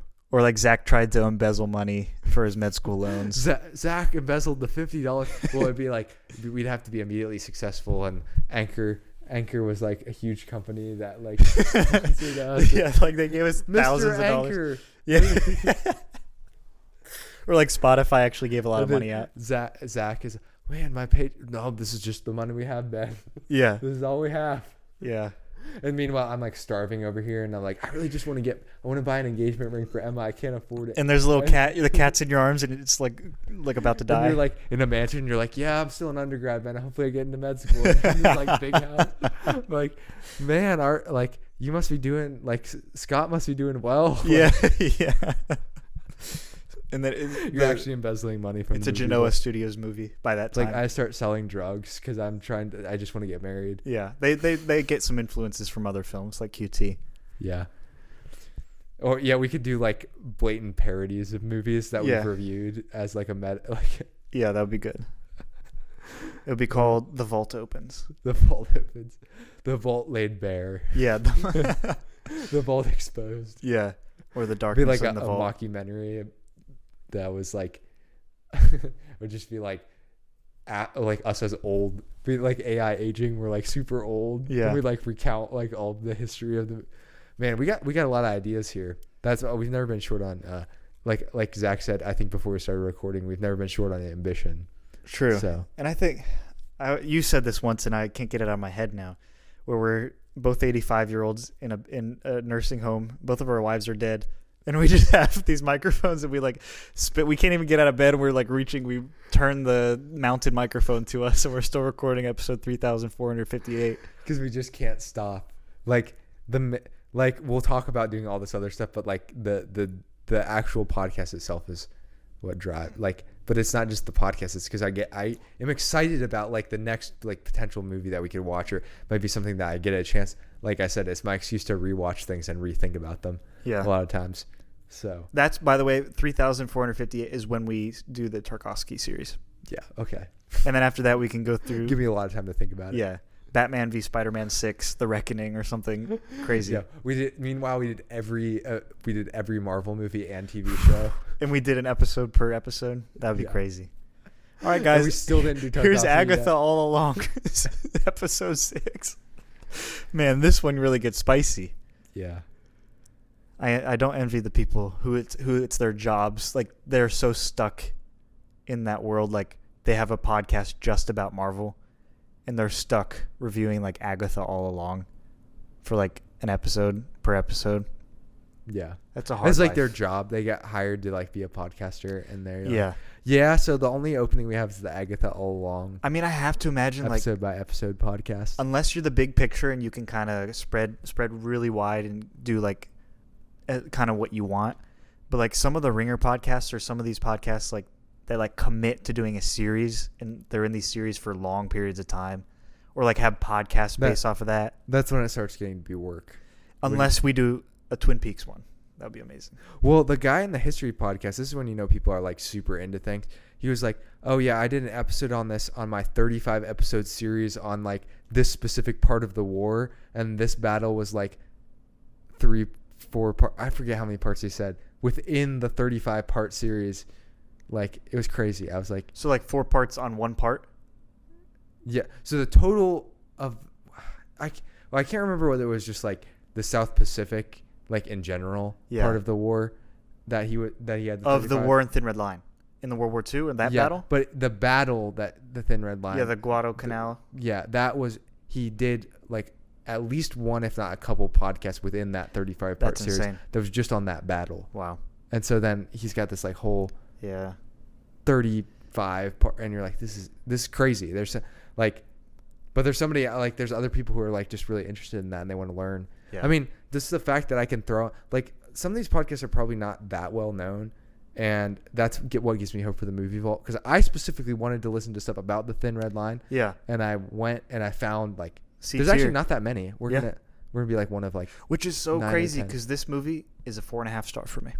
I know, and it's a 5-star for me, and it's like super highly rated. Like, it's probably in the top 250 on Letterboxd. If it's not, it's gonna be close. It's a 4.2 or something like that. Yeah, it's like high. I mean, film buffs love this movie. Yeah. So, and to me, it was on my like number one movie to watch on my bucket list for so long. Really? It's just the Malick. Well, when I first heard about Malick, like, I feel like I had heard of the Thin Red Line already, so it just stuck out. I had heard of it for many years. Because I was like, this was just like, again, like Cusack talked about him transcending. He did he transcended his own name with the Thin Red Line, and maybe it's because it's based on a book. Yeah. Like, it helps with the name recognition. Sure, but I think even his style and even the behind the scenes stuff, that adds to it. And like, maybe if you were to like really get down to it, like, maybe it's not his best movie, but so far for me it is. For me it is, but I think like World War II is a great avenue, at least for U.S. audiences, to relate to things. And I've heard it's early onset Republican when you get into World War II. Yeah, it is. And also, I learned something new, which is that Frank Herbert was a Republican environmentalist. Oh. Which is so fascinating to me. I don't know what that means exactly in practice, but I know he was like super into environmentalism, but he also was like a huge Richard I'm a Nixon. capitalist, but I hate fracking. There are those people. He probably was more of a libertarian. Okay. Which is probably where you I only think of Ron Swanson. You can get a little bit more creative in some of your thoughts if you're libertarian. Not saying it's the way to go, but in terms of when you get into arguments like environmentalism, I think you could take it a few more directions when you're not having to suck up to the big oil companies that are funding your party. Yeah. Anyway. No, you're right. You're right. All right. Well, shall we do a film highlight? Sure. Definitely. Oh my gosh. This is longer than our last one. That's crazy. The guy who watched the Thin Red Line with me just texted me. Oh, nice. All right. Do you want to start? You start because you got a lot. I don't have as many as I did last time. Well, yeah, we had a big break last Everyone time. can breathe a sigh of release. I watched Real Pain with Kieran Culkin and Jesse Eisenberg. Always been a big Kieran Culkin fan. Anything I've seen him in, I've been like, why isn't he in more movies? Well, this movie showed why he is a really good actor. Oh, I thought you were going to say why he's in not a lot of movies. He's going to win awards. I think the reason he's not in more movies is because he basically just plays himself. So you can only play in so many movies if you're just going to play yourself. Unless you're Danny DeVito, but yeah. Then I watched Midnight Spares, which is an Ausploitation movie. If you've never heard of this genre, I don't know what that means. It's basically Australian exploitation movies. The biggest one is Mad Max. That's an Ausploitation movie? Yeah, I didn't know this because it kind of outlived the genre. But it's basically like Australian people doing crazy stuff, racing cars. Okay. It's nuts. A little bit more violence stuff. I mean, a lot of the... I see what you mean. I know there are other races with exploitation movies. Yeah. So it's interesting. Yeah, but it's a like Tarantino was he loved exploitation movies, and I don't like it's not. But Quentin Tarantino can say the N-word and get away with it. That's true. He has. And they're interesting because like I didn't think it was like that great of a movie, but it's a movie like you could take inspiration from, which I think is what a lot of movies are. Sure. They're like not really that good of movies, but like some of the cool stuff that they do, you can like take and make a better movie. Yeah. So that's kind of the I don't know how I stumbled upon that one, but it was interesting. The plot was a little incoherent. That was my main criticism. City Lights, Charlie Chaplin. It's good. It's really good. I actually had never watched a Charlie Chaplin. Is it the boxing one? Yes, it is. Okay. Very funny. I found myself chuckling at times. So I think Chaplin. Chuckling or laughing? Those are different. Chuckling. Okay. But, all right. I see what you mean. And then I watched Seven Chances, a Buster Keaton movie. It's funny. I've watched so many more Buster Keaton movies than I have Charlie Chaplin. But this one was all right. Buster. I might have even rated it a little bit high. Then I watched another like really stupid movie, which is Class of Nukem High. This studio, Troma or whatever, they made so many like horrible movies, but this is like their like highest rated of their like bad movies. Yeah. And it's kind of like, imagine like an after school special, but like, like it has like some tropes like don't have sex before marriage, but then like you're gonna get pregnant with like a nuclear not incest baby. I'm thinking of Rick and Morty. A nuclear baby that will save you from like the punk rock kids that are like so over the top, like horrible people. But like punk rockers were definitely not like they're portrayed. Nobody is like in real life. It's like so spoofed off of real life, but it's like funny at the same time. It's like Lost Touch. Yeah, it's and there's some wit to it. It feels like it's not just like a stupid movie. It feels like there's a little bit of wit to it. Okay. But again, there's probably more like you could take inspiration from it than you should actually like. It's actually a good movie. And then Bad Genius, I rewatched for Thai Cinema. Yeah, with your wife. With my wife. That's an awesome. She liked it. I'm glad. So this, by the way, this is how we get Emma into movies. Right. When she's graded Jonathan for it. Johnson. Yeah. Yeah. When she's graded for it. So yeah, I think Bad Genius is great. I think it's interesting because the plot is not particularly interesting, but the way that they make the movie function is like the technique makes it way more interesting and raises the stakes way up. And it also makes you realize like within the culture, these things actually have as high of stakes as, and maybe here, like sure, test taking has high stakes, but not as high as it does in Thailand. I can tell you that. Your whole life depends on it. Yeah. I watched Grave of the Fireflies, Studio Ghibli. Super incredibly sad film. I know. I've heard that one's super sad. 4 stars. I haven't had a Ghibli film. I've only seen 6 of them that hasn't been 4 stars or above. And there are 2 5-star films so far. Sherlock Holmes, the 2009 version with Johnny Depp and Jude Law. Not Johnny Depp, sorry. Robert Downey Jr. and Jude Law. Fun. And Thin Red Line. That's it. It's been a busy few weeks for me. But I'm excited for the final episode of the Terrence Malick arc, released as the 5th one, but the 4th one that we were reviewing chronologically, Tree of Life. Yeah, and it will be a long movie. It's not as long, but it feels long.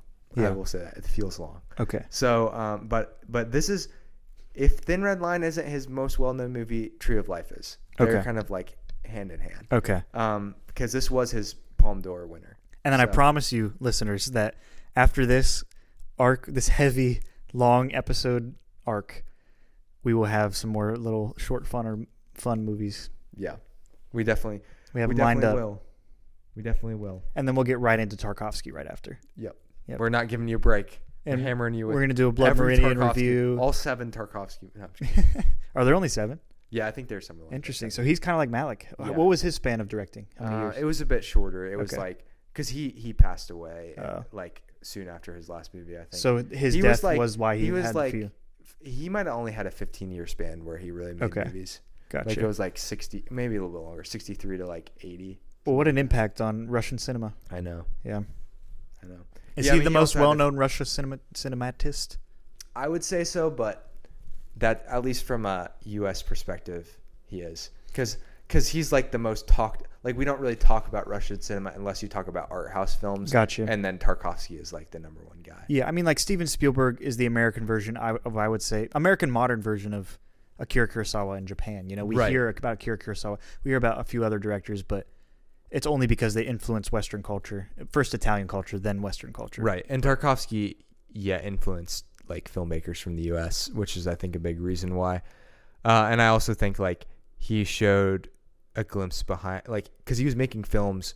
I mean, he had a tenuous relationship with the USSR and the government, but he was like making films in that context, which I think are, I mean, I'm reading Dostoevsky now. I've always held that Russia, even just the environment is cold, so it just creates a atmosphere for like artistic works that's very interesting and hits at depths of humanity that don't often get talked about, or just like in that context they're just like interesting. It ain't California. Maybe that's just my personal thought.